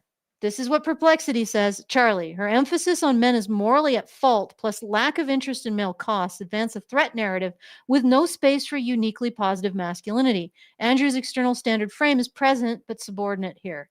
So, and it might just be because this was an absolute salad of a debate. But this is what Perplexity saw, so take it for what you will. It's simply like recognizing that a standard exists on men the same as holding them to that standard. Like if I said the reality is this is like how things are, if I describe it as an is and not an ought, I'm not promoting the is, I'm saying it exists. That's what Andrew's doing here. He's not saying this is how it should be. He's saying this is how it is. He's not saying that men should be. So I think the AI is misdiagnosing. He's misrepresenting Andrew's position. Okay, I know that you guys don't like this, but I'm listening to this, and he's not saying men should go and die for people who don't like them. He is saying the reality is this, and he's just stating it, right? And he's saying this is why women are privileged. That's what this whole thing is about, right? So, I mean, look, maybe the AI thinks that Charly wants fine, but I think that I don't think Andrew is making any prescriptive statements. He's just being descriptive. Yeah, that's fair enough. It could be a situation where he's being descriptive, but it could also be a situation that this particular part of the argument really didn't lend itself to pointing things out, like where these criminals are coming from, why they're motivated to doing what they're doing, the rate at which women engage in similar levels of crime, that kind of stuff. So I don't know if I'm going to hold it to this, because I feel like this became spaghetti in the middle. So let's go to the next one. All right, when's the next one? Body count real book. Do you guys want to go through body count rule book? Like, I'm not too inclined towards it, but you know what? Let's do it. 127.43. 43. Yep. This thing bounces all over the place, doesn't it? Yeah. Well, it's trying to pull out in a very long stream, a set of arguments that are concise. No, I know, but I mean, like, I'm not blaming Andrew for this. Their conversation I'm not blaming Andrew for this, but it feels like they sort of rotate in and out of like a orbital window, and occasionally, you get a direct shot and something relates to other, it's just, I'm not sure the whatever podcast is really the best format for getting stuff done, but they are very big. So what they're doing seems to be working for at least getting people thinking. Okay, let's. Well, it's successful, so yeah, can't really hate on that. All right. Oh boy, it's like frozen. Yeah. Hold on, let me refresh it. Sure. Give me a second. Let's see what's going on with this one. Terry celibates. I just feel like. All right, 140. 127.43. Let me double check. Right. 127.43. Yeah, it's 127.43. I got it. Okay, we're just gonna fast forward a little bit. 23.33. We're just of STIs everywhere. The STI rate increases, right? The fact of the matter is that you have women who have been, screwed by 20 or 30 men, and men who have screwed 20 or 30 women. That doesn't seem like it's very good for the moral fabric of your society, or for your society at all. And so it's like, if we can get rid of the thing you want, which is the unwanted pregnancy, and it seems like the unwanted pregnancies decrease when you get rid of abortion anyway. Sounds like interesting. It's like a big winner here. So we have like yeah. That's not the whole thing. We could finish that off. 127.43. Yeah, basically the problems with, like, the time codes are a little off, like they're later than the actual thing starts. But yeah. Well, let's hear what Charly has to say to that. All right. Entire incel movement that I think has been labeled a domestic terrorist threat, in the sense that liberals. It has. I wish that we could label feminist as a domestic terrorist. Okay, so this is where the feminist is domestic. So she basically tries to say, well, this authority over here said that incels are a domestic terrorist threat. That's her argument. I heard from organization that men who are virgins are a danger to society. And Andrew counters with, well, I wish they had done that for feminists. But of course, organization wouldn't do that for feminists. They completely support feminism. Yeah, I actually even when they are being terrorists. So I actually had an extended discussion with Perplexity today about that. And of course, as you guys know, maybe you don't know, AI has a left bias. And Grok, when I was discussing this with Grok, its left bias, it revealed that AI is trained by handlers, I guess you could say, and those handlers punish AI when it gives responses that aren't consistent with sociology's and feminist narrative, basically. So when you're working with an AI, there's always this crust of feminist informed thinking that you have to push through and jailbreak it out of. And usually you have to do that by focusing on what is the percentage likelihood of this? Keep to empirically sound sources. Don't look at people's feels and stuff like that. Every AI sort of has its own little particular sequence that you have to go through to jailbreak it. But anyway, after I did that with Perplexity, it admitted that there is no actual science that supports feminist premises. So all the UN and institutional narrative that is promoting the manosphere as some kind of evil, that's just an ideology defending itself, an authoritarian ideology defending itself with no actual validity. That's all it is. So, of course, it's not going to declare itself a bunch of terrorists, because to do so would be to destroy its own credibility. And that's what's happening. The femisphere is protecting itself. The femisphere has no legitimacy, no academic legitimacy, no logical legitimacy. What it talks about does not relate to any reality than the one that it's constructed. And yet it is forcing that reality on everyone else and calling any kind of dissent evil, like basically the work of Satanism or witchcraft, and trying to persecute people by simply consenting from their rubric, which itself has no validity. So it's like, yes, they should be declared some variation of bad, probably not terrorists, more like cultural authoritarians, and they should be removed from positions of power. In particular, they should be removed from every position that allows them to opine on men's identities and men's worth, and men and boys' identities and worth. They should be removed. And the fact is that I even asked Perplexity, all right, are men as angry as they should be? You know what Perplexity said? No. Their anger is not proportionate to the amount of injustice that is being created by these feminist institutions.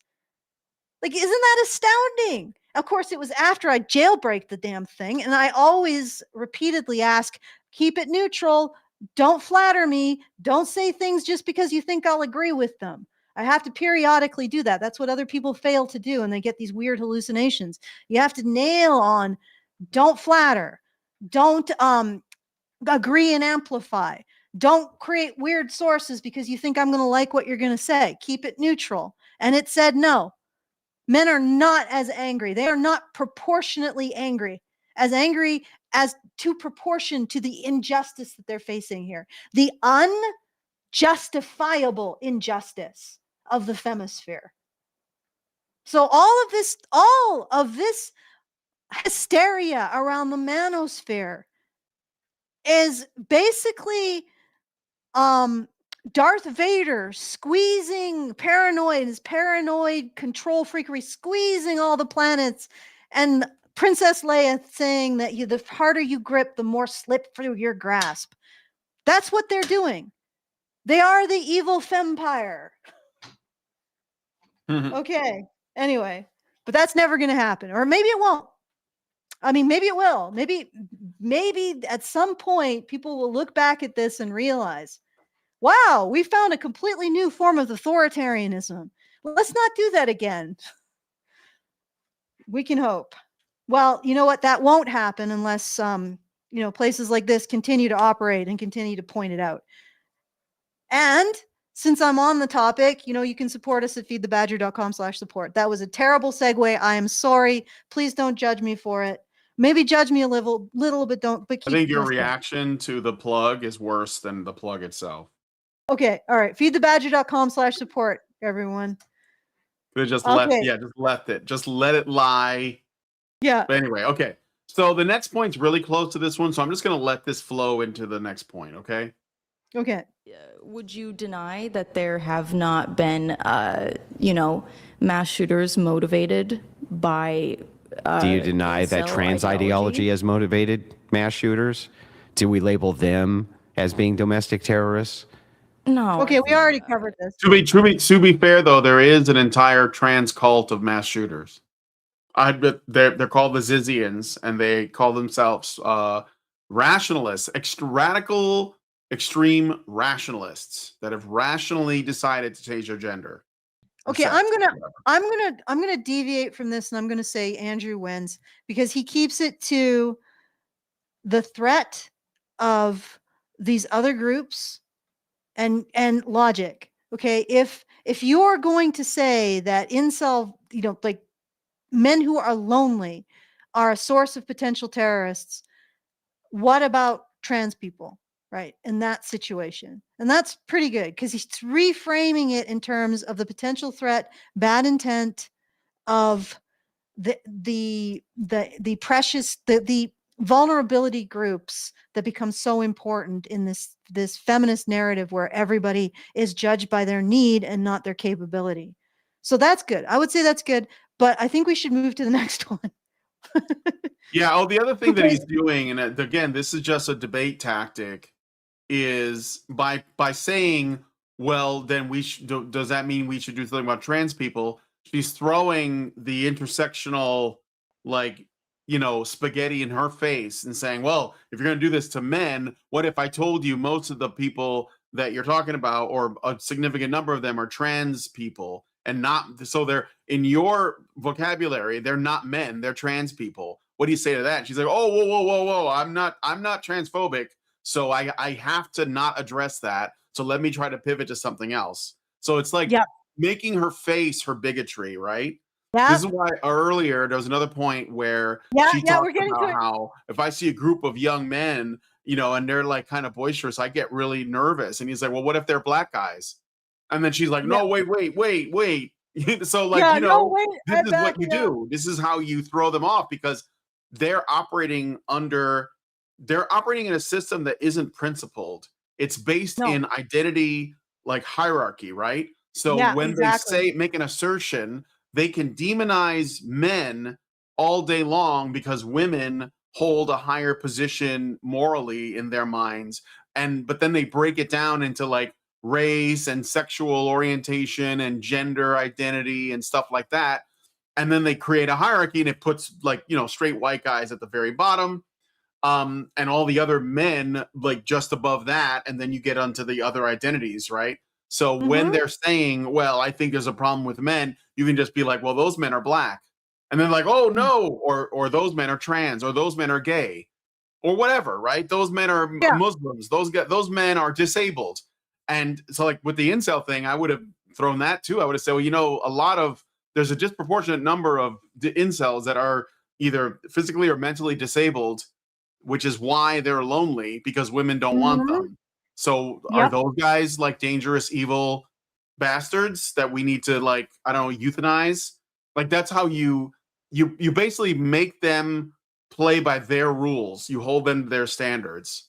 So yeah, and it's also making them really uncomfortable, which is something I always like to do, because you force them to acknowledge if the resemblance or the logical parallel between their vulnerability groups and men. Right. Yes. And that I like that, because men being vulnerable is like that is the thing that really bothers women like this. The idea of men's vulnerability and anybody caring about it really, really bothers them. That's why they go hysterical over attacking me as a pick-me. Okay. Let's move to play 10, because I think although the other time codes are good, I think we should probably pivot back to this. So male vulnerability 3 plays, play 10, invisible draft anxiety. I know we're pivoting back to the draft, but I'm a little bit nervous about the previous time codes. And I think that we should go there just to get things. All right, 5416. Yep. I would use my power as a woman. Yeah, that's great, but it's not even contending with what I'm saying. That's like not even contending with what I'm saying. Even if that's the case, that's nice that you say that, right? But our global leaders are never going to get rid of the draft, because their military advisors tell them not to, because it's a huge weapon for mobilization of military force if you need it. So we're never going to get rid of it. That's just a fucking pipe dream. It's never going to happen, ever. So remove women's ability to vote, and then we'll never go to war. Is that your thinking? No, I'm saying that this injustice and unfairness. And by the way, like when you bring up, you say, all right, I'm pausing it there. That's the end of that. No, keep going, because it's a little bit late. Well, what about 60-year-olds? They can't be drafted. Okay, but they could have been when they were in their 20s and signed up for the draft, which you didn't have to. So their potential was already there and exhausted. They already had to go through that stage of life where their number could be called and yours couldn't. So yeah, they still get the benefit. They still did the thing that you guys will never fucking do. They still did it. And so the thing is like it just stands like this to reason, right? It doesn't matter if the 18-year-old never gets called to a draft. The potential is only there that he will, and you can't get mad at him we gotta later stop for a because he bit. still maintains voting. Yeah, it's Mhm. still, we got to stop here simply because of the copyright issue. But yes, this is a repetition, but he's coming to some place that I want to get to. So All right. let's let him go. Rights or certain rights that you don't get because he still went through the process of signing up for the draft and had the potential to be called, and you never did. So it's like, Does that echo why do you, get anything Brian, or is extra? it that? Oh, I don't. Sorry, my microphone is picking up extra. There was like a toddler upstairs. I think it did something. Let me see. Okay, yeah. You don't get extra, in fact. That's Why do you get anything on par with that when the social status is such that men can be called to defend you and die, and that's never a service you have to render on their behalf? You know, I have multiple male family members who went to war. My grandfather, who What? was drafted, and I have. Just anecdotes. Well, not just anecdotes. Like, where is she going with this? He's basically I don't know. saying We'll see. this is a cost that men bear. She as a might part of say the something fight. like, "Well, they went to war and they're fine now." So Okay, let's hear. Let's figure it out. Let's All right. let's find out. Never had them express to me. It makes me so mad that you, as a woman, get to vote because I was drafted and went to war. they've never told me that they don't think it's unfair. So therefore, it's not. Why are you Yeah, complaining? well, they shouldn't have to tell you it's unfair for you to understand logically that it's unfair, lady. Like, At what least kind of argument is this? acknowledge what the sacrifice, like what they're doing. Yeah, they're not only are they sacrificing for your ass, they don't even want you to feel bad about it. Patriarchy. And no doubt she believes that men, and that includes her male relatives, have constructed a society for their own benefit at her expense, simultaneously with her not recognizing that they aren't even making her feel guilty about the sacrifices they have done for her. Like, this is maybe it wasn't her teachers that failed her, but somebody in her life never gave her an understanding of consequence, which has led to her very weak conception of logic and reason and ability to step into other people's shoes. All right, let's finish this off. Let's see what else she says. Astoundingly. Never encountered this attitude from anyone that went to combat. Yeah, but Like do you? that was deployed. Like I have. I can't freaking believe it. She's basically shaming him for not being a soldier. Right? Do you see what she's doing? She's shaming him. She's shaming his identity as a man and saying, you can't speak to this, even though you are also subject to the same risks, right? And what he's talking about is not voluntary service, it's involuntary service, which these men, aside from maybe her grandfather, haven't done. Right? And she's demanding that men who care about her actually treat her in the way that Andrew does. They're not going to do that, dear. Like, they're not going to sit there and say, no, you need to understand as a woman how much you need to be grateful for. Men don't do that generally. Okay, that's rare. And she's demanding that before she extends herself to understand. You don't need them to tell you that, lady. Why don't you actually think this through and actually recognize it about your male relatives who went to war? You see what I'm saying? She's basically saying, well, they didn't tell me, so I'm going to shame you as a person who's never, or a man who's never went to war, and you don't have the right to speak for men who went to war. Well, do you? And does the fact that the men who went to war, who suffered all of this in order to protect people like you, and the fact that they're not actually telling you about that, does that justify you continuing to live in ignorance over the obvious logical facts that Andrew is presenting? Like, she's using, not only did these guys serve. In other words, they put themselves in a position, presumably, unless they were desk jockeys, put themselves in a position of taking on discomfort and risk in order to protect other people. She's insisting that their silence over it and maybe not wanting to even deal with it or talk about it, and their lack of willingness to expect her to be grateful or understand their position is evidence that their position doesn't exist at all. Like, there's evidence that the sacrifice doesn't exist at all, folks. We can all pack it in. Charly's figured it out, right? She's never had a man in her family tell her what's what. So what's what is obviously not what Andrew's saying. Okay, shall we let her finish or move on to the next one? Let's see. 5608. I think we've done Charly on the likelihood of the draft. Andrew frames war and draft in terms of justice, duties, and structural unfairness. Charly frames war. You know what? I think that's the end of it. That's the end of it. Yeah. Okay, let's see what Perplexity had to say. All right. Winner, Andrew. He secures clear recognition of male vulnerability tied to unique male obligation. Charly's minimization attempt fails to erase it for the audience. Why don't we let her play out? Let's see how well her minimization attempt goes. All right. This I had never heard that before. Yeah, but do you understand that maybe? And the rage I think you do is against the politicians. Well, I think you do understand, though, that that many times injustices are perpetuated on people, and they don't even know that they're being perpetuated on them. Perhaps most injustice is that way.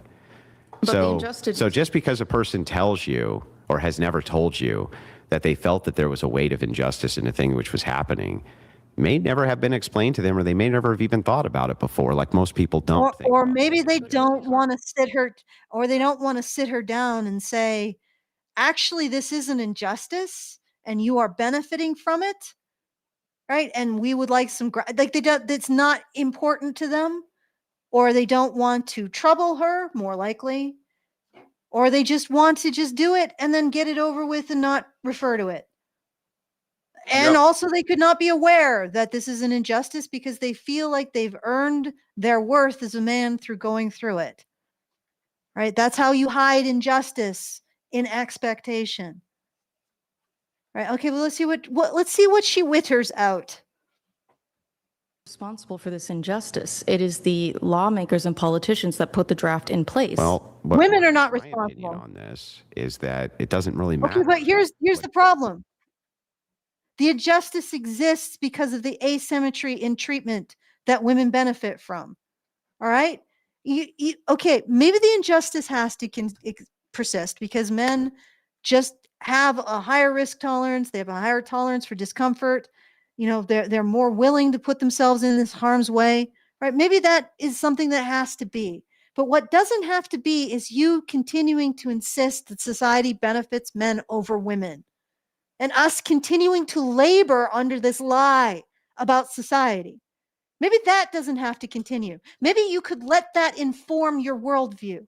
The reality that men have to go to war and you don't. Let that inform your worldview over who is expected to bear the costs of a peaceful society. That I would be relatively okay with that. I don't know if men would be okay with that, but at the very least, can you let that inform your worldview and stop saying that men construct a society for their own benefit at the expense of women? Can we do that at least? Can this be a data point? Okay. All right. You want me Data to point do more of lives this? matter. Sure. Nah, you know what? Let me just double check here. Let me see if there's one worth going to.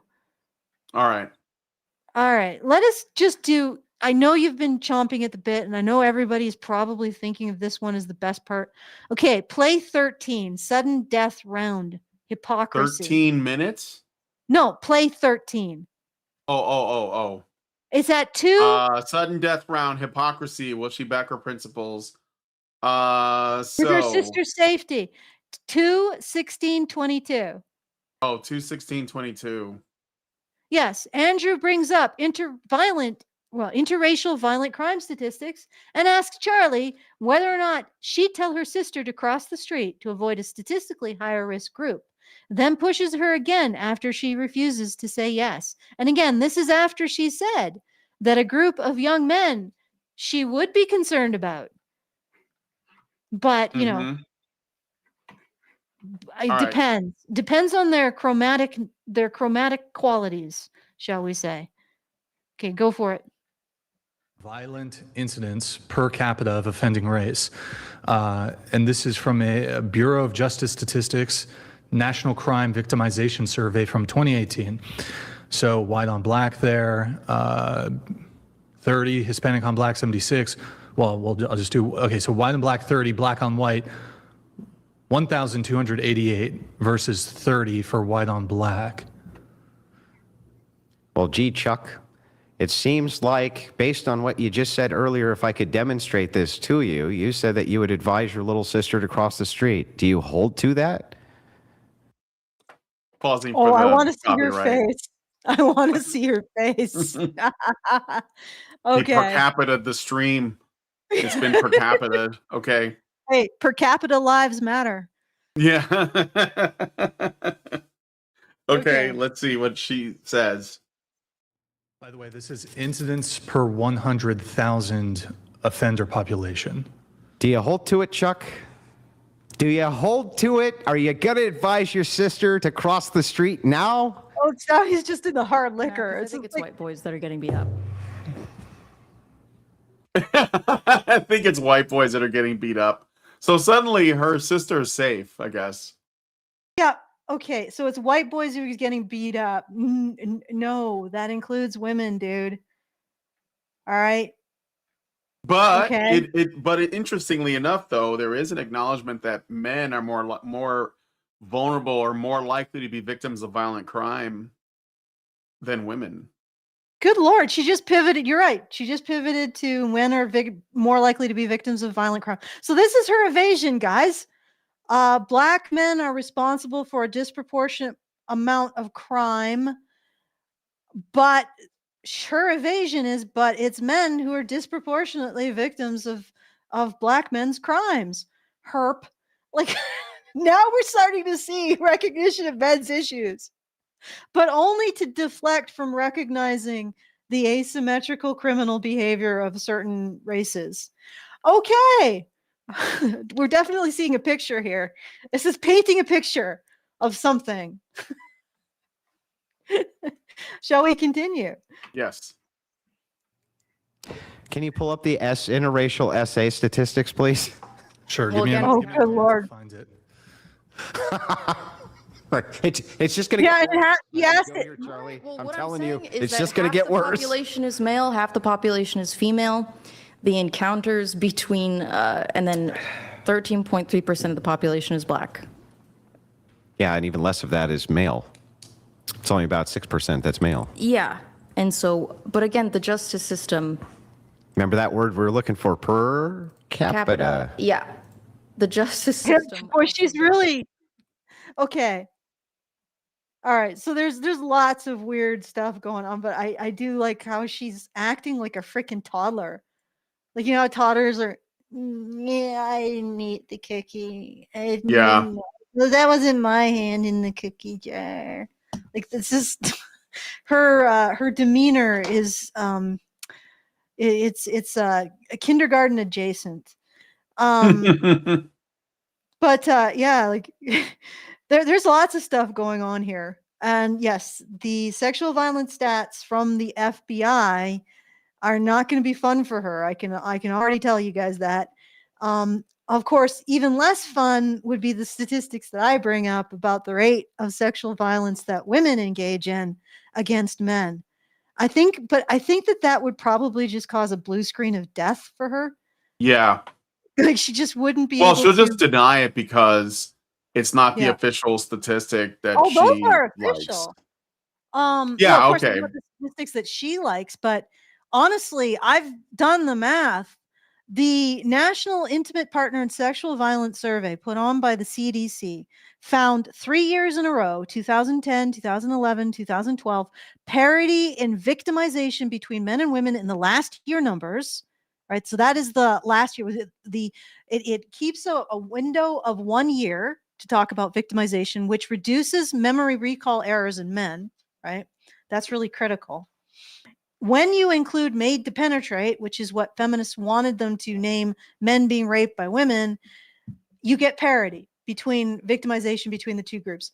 There's almost no way that that result, repeated 3 years in a row, exists in a world where there isn't parity in sexual violence perpetration between men and women. So those are official stats. That is the state of the art for those stats. Like that is higher powered than anything before or after. So we've laid this to rest. Women are raping at approximately the same rates as men. When you look at community surveys that are anonymous. And so when you're looking at the actual behavior of people in the greater world, not just who we send to jail, but who is doing what. And I'm pretty sure if I brought that up, I don't know. I think we would have a good 30 seconds of complete silence. And then I wonder what she would pivot to. Yeah. Well, what were they wearing? I don't know. Okay, I want to see this because this is a good one too. I want to see her reaction. Yeah. Punish Black people more. Black people are they punish men more too. Did it ever occur to you it's because they commit more crimes? Well, if you look at comparisons to actual crimes committed versus conviction rates, it's committing crimes at about the same rate, but Black people are more likely to be sentenced. No. This is total bullshit. She is full of shit. There is a slight bias towards convicting Black men, but the bias towards convicting men versus women is like 6 times higher. All right, so it's the injustice that men face in the justice system is substantially higher than any racial category. Of course, we know that. Yeah. Now, I'm not going to sign off on what he's saying. Well, no, I am, because Black people do commit more crime, and a lot of that is because they are father malnourished. Yeah. Like they have the government decided to outcompete Black fathers, and they're not in their families. And what happens? Single mothers are primarily responsible for producing criminals. Well, what do you think's going to happen? Right? And this is the conversation that exactly. A lot of people want to have. Yeah, I think I'm okay with saying they commit more crimes and they're more likely to be, repeat offenders and everything else. But I will also say that it's a product of their upbringing, which comes from the single mother home, because this wasn't a thing that was going on like in the, when the father was in the home before the Lyndon Johnson's Great Society Project. So yeah. Right. So, okay, but let's continue because I keep interrupting and we haven't gotten to it yet. They're on their 3rd time doing a crime. That's why. And that's never adjusted for in the data. Do you have proof? Yes, we can pull it up. Yeah, name whatever study you want right now, and I'll pull up the methodology, and I can guarantee you that if we look on the offenses by offense list, is it, this white dude, he went in and he stole a car, and he got 1 year. Okay, and this Black guy got 10 years. That's not fair. And you know what's often left out? That's his 15th crime. And that's why he got the higher sentence. That's what I've noticed when I look at that data. But the thing, I'm willing to look at whatever data you got. I'm happy to parse it out. Well, I didn't prepare for this. I know, I understand. Because I did not prepare. I want to get to the sexual assault statistics, please. Where are they? Sir, I'm in the desert. I need a glass of water. I'm beset by a leopard. Okay. How much further? Yeah. Feminist. I'd have to look it up. But this is part of that debate because it's showing a worldview inconsistency that you have, which is that men are mean, bad, evil patriarchy. You would advise your sister to cross the street, right, in order I to don't avoid think them. men are evil, mean, bad. Okay, you're But right. I'm That was a looking at- straw man, so let me be more charitable. Okay. You would tell your sister to cross the street when it came to a group of rowdy young men, right? And you say that you would advise her to do that even if she personally didn't have any bad experiences with rowdy young men, just based on experiences you've had and data and various things you've observed. And yet, if somebody does that and says to their little sister, hey, stay away from young black men, right, based on the same exact criteria, that's somehow fucking racist. That's what's crazy to me, is like, just can we get some consistency? Okay, let's hear what she has to say. I'm curious. How is she going to pivot? How is she going to digress? How is she going to invert reality? What is she going to do? Let us find out. Pull up the essay rates. And again, I would think that violent offenses. When you see this, Charlie, when you see this. But again, we also discussed that the justice system is more likely to convict It's not, black look, men essaying white women than they are to convict You know black what? men I'm even willing to essaying give it black like, women. I'm even willing to give it some absurdly high number. Like they're wrong about 5%. Okay. And it wouldn't even come close to compensating for the distinction. Yes, it isn't like this is a complete red herring. But she says, like, it is really interesting that she really wants this to be true about men, but not true about black men. That is really interesting. And are you she's there? having trouble squaring that circle in her mind. It remains a circle. It resists being squared. Okay, let's keep going. All right. All right. I mean, do you personally Shut up and let him fear of set up the black crickets. people? It's not a fear of black people. It's an understanding. And by the way, do you know who taught me this? Black men. They were the ones who taught me this. Because you know who's the least likely to walk around a group of young black men they don't know? Black men. That's the wild. Yeah, yes, that's the truth. That's the thing nobody wants to, like, what they're afraid to say, that they're aware of their surroundings if they're not black because they don't want to be called racist. But it's like, it's the people who are closest to the problem that are going to be the most honest about that problem. I used to live in Humboldt Park, west side of Chicago.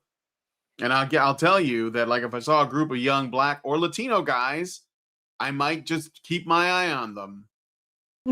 That's all I'm saying. Like, I would keep my wits about me, keep my head on a swivel, never relax. That's not racist. That's just reality. So anyway. I think depending on the area, yeah. Yeah, I think it highly depends on the area. Yeah. Again, like if you are walking through an area that has like a lot of Did you by gang chance find them stats? Still Not yet. looking for it. Someone will send it to you on X. But yeah, it's bad, Charlie. It's bad. So like the interracial distinction is not even in the same universe, and neither is the violent crime assault rates. And if we go down by women, it's even worse. It's just every time you go to the next criteria, it just will get worse for your argument. I promise. Yeah, it's true. Just bite the bullet. But the thing is that I'm getting a little bit annoyed. Can we see the stats? I mean, does he actually get to the point where he shows the stats? I'm curious. This is giving me a curiosity. I'm going to give you a question here, Brian. Are we at 2 hours, 23 minutes in and 12 seconds? 2 hours, 21 minutes. Oh, okay. So we're almost there. Maybe go to there. 2 Jump hours. ahead to 2 hours and what? 23 minutes and 12 seconds. Let's see if we finally get to the thing that has been promised for a while now. Okay. So Asians are consistently low, then wouldn't that put like black men at consistently high? I would be curious. Go back a about little that, bit. because if we look. Well, Go back what? about 30 seconds. Go back about 30 seconds. Because I think that we went a little bit too far. All right. Yeah. Okay. Yeah. Shush you. Shush.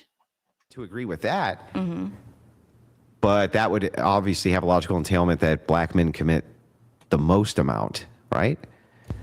That would be the entailment there. So like if we're saying that it's the rates are consistent, so Asians are consistently low, then wouldn't that put like black men at consistently high? I would be curious about that, because if we look at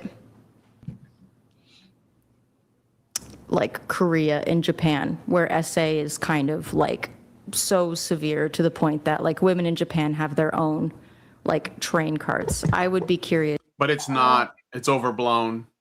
Yeah, it's not. I'm guessing that in Korea or like Japan, which is what she's specifically referencing, it's probably a lot lower. But when there are incidences, there's an overreaction from the public because it's, like it's such a high trust society that when there are incidences that break trust, everyone loses their minds and they overreact and they overcorrect. Well, I don't know if it's an overcorrection. I mean, like, but I'm just saying, like, measuring the reaction of a culture to something and then using your own standards and saying, well, wow, like they must have it really bad but like in the Congo, they don't have separate like train cars, but that's like the rape capital of the world, Yeah, So, like that it's like, doesn't, it's like somebody, I think the one in Japan said, there's a problem and then we institute a solution, and then the West says, oh my God, look at how big the problem is.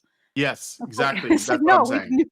we created a solution to it. Now, I'm guessing that they probably don't recognize the rate of sexual assault of men in South Korea or Japan.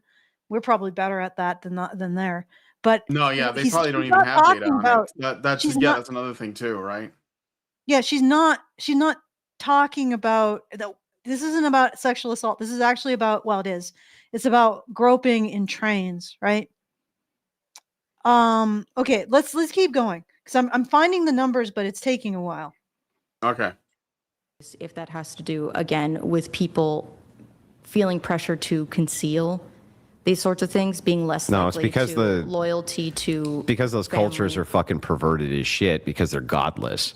And that's one thing that people forget about is like it's like how Japan has They're all not- the laws where they have the fucking young girls walking around in the mini skirts at all of the schools, and the principals, they're always for it, right? They sell women's underwear out of vending machines. They have massive porn shops where you start on the bottom floor, and as you continue to ascend, it goes to worse and worse and worse and worse and worse and more hardcore porn. It's a very perverted society. Well, I lived in Nevada. Okay, all right. Here are the numbers. Korea, South Korea, around 4 to 13 per 100,000 in some data sets. That is rates, like reported rates, no doubt. Japan, about 1 to 2 per 100,000. Yeah. United States, 27 to 28 per 100,000. All right. So everybody here is talking about something that doesn't exist. South Korea is higher than Japan, probably because South Korea, I think, is more mixed or more diverse, maybe. And the US is really is twice as high as Korea, 10 times higher than Japan. All right. So no. The fact that the finding that Asian men engage in sexual violence less is entirely consistent with the cultures that they come from. She's wrong. Okay.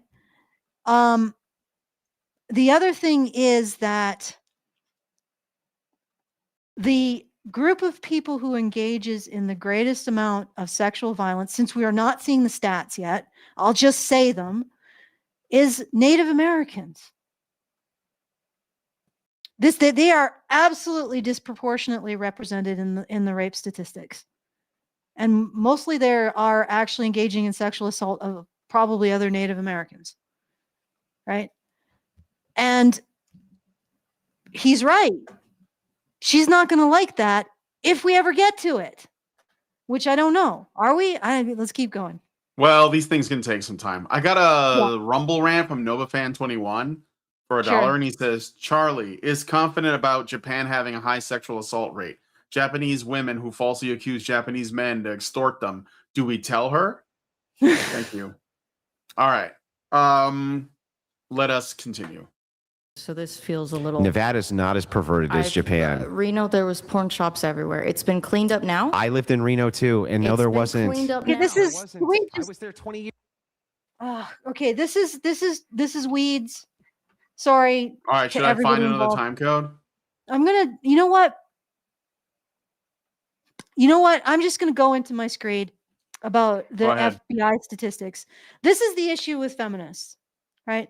They want to use conviction rates to show the percentage of men that engage in sexual crime relative to women.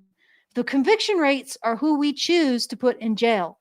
They don't want us to actually look at the racial composition of the men who are going to jail for sexual assault, because it is damning for their intersectional analysis, let me tell you.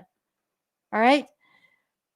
And they also want to use the community surveys that find parity in sexual assault of men and women for prevalence, but they do not want to use them for the ratio of who is doing the assaulting. Because if you look at community surveys, the most powered and the most accurate community surveys, which are the National Intimate Partner and Sexual Violence Survey, specifically the 3 surveys that they did in 3 years in a row with the same methodology. That is the gold standard. That is the best evidence we have. There is parity. Men and women rape each other at about the same rate. They don't want to use that, but they want to use the prevalence because it shows a vastly greater problem of sexual assault. Like the conviction rates, like if you base it on the conviction rate, there is like, if you are a white woman, you're never going to get sexually assaulted. Like you might as well worry about being hit by lightning. Right? It is minuscule. Like, I mean, you can get sexually assaulted, but it's such a small amount yearly, right? It's not worth worrying about at all, according to conviction rates, especially if you avoid, I'm really going to get it, Native American men. Like, I don't know why that is. But anyway, so it's like, it's perishingly small. But they don't like that because that doesn't indicate that rape is a problem and patriarchy, our patriarchal society is using it everywhere to solve all of its problems, right? Just slap a little rape on that leaky pipe. That'll do it. Like, so that doesn't show. So they go with the community surveys, but the problem with the community surveys is, again, that pesky parity thing. So all of this is just, she doesn't want to engage fairly with the actual data. And she is part of an ideology that has this problem and has had this problem since the very start. They don't want to engage honestly with expectations of academic rigor. They don't want to engage honestly with even the own data that they're producing. And yet they want to maintain credibility and moral authority over the rest of us.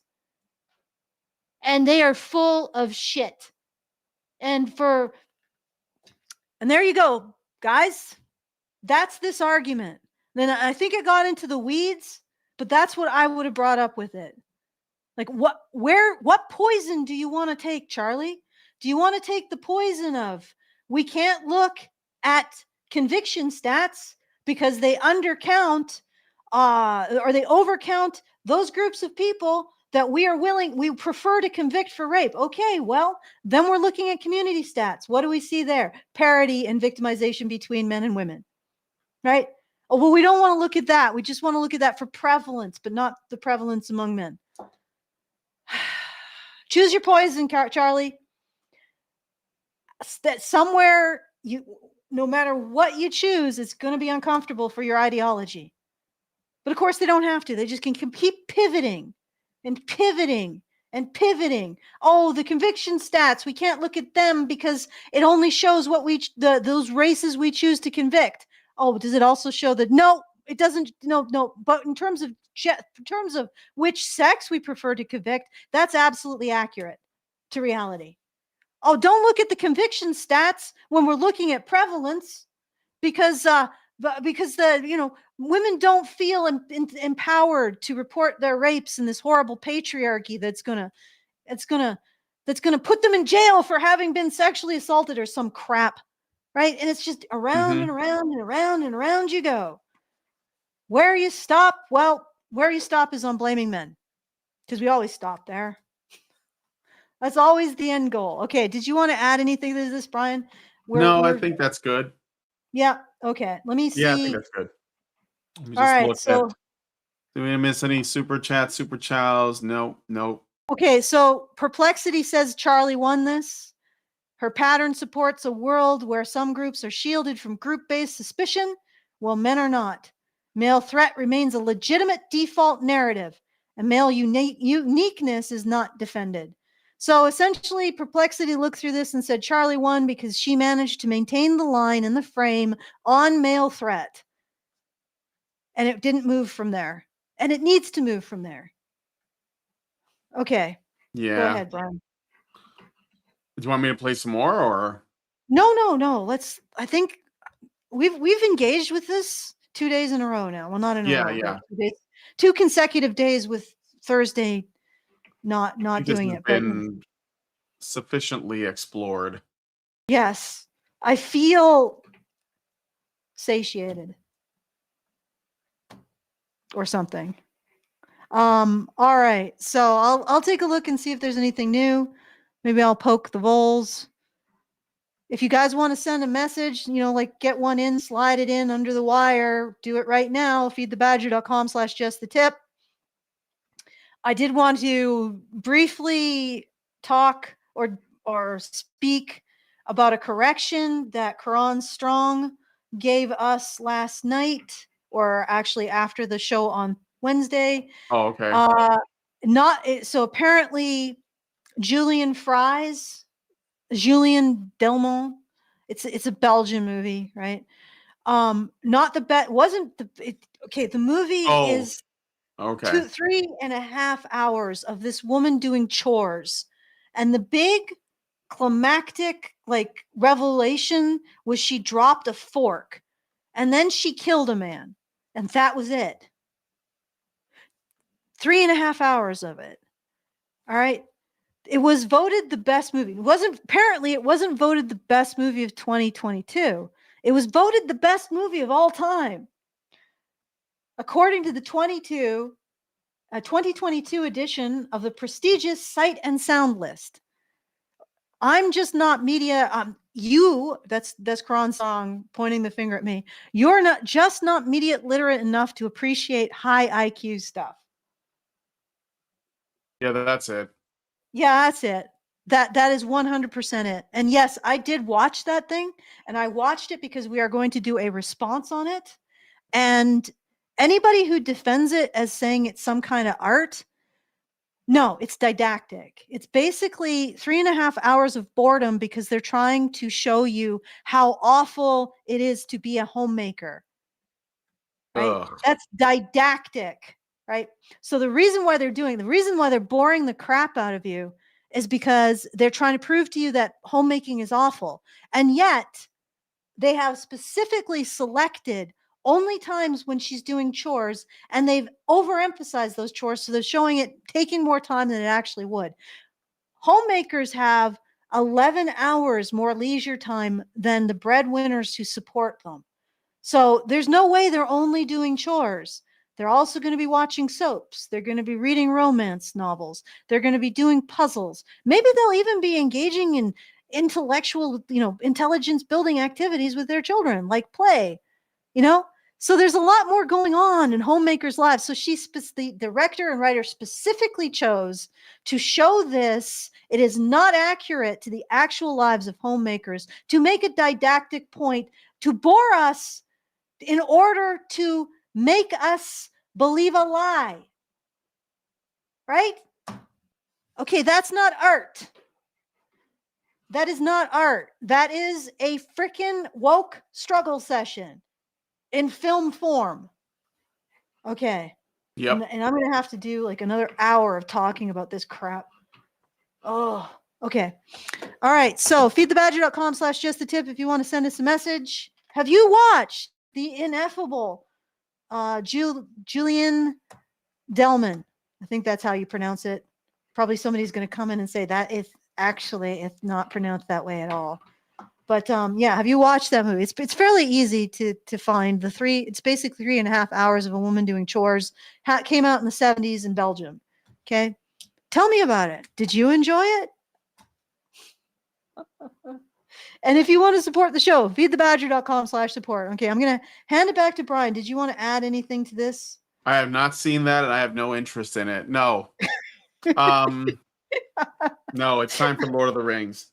Yeah. Okay, well, with that said, if you guys like this video, please hit like, subscribe if you're not already subscribed, hit the bell for notifications, leave us a comment, let us know what you guys think about what we discussed on the show today, and please, please, please share this video, because sharing is caring. Thank you guys so much for coming on today's episode of this, Maintaining Frame, basically, and we'll talk to you guys in the next one. Men's rights activists are machines, dude. Okay? They are literal machines. They are talking point machines. They are impossible to fucking deal with, especially if you have like a couple dudes who have good memory on top of that too.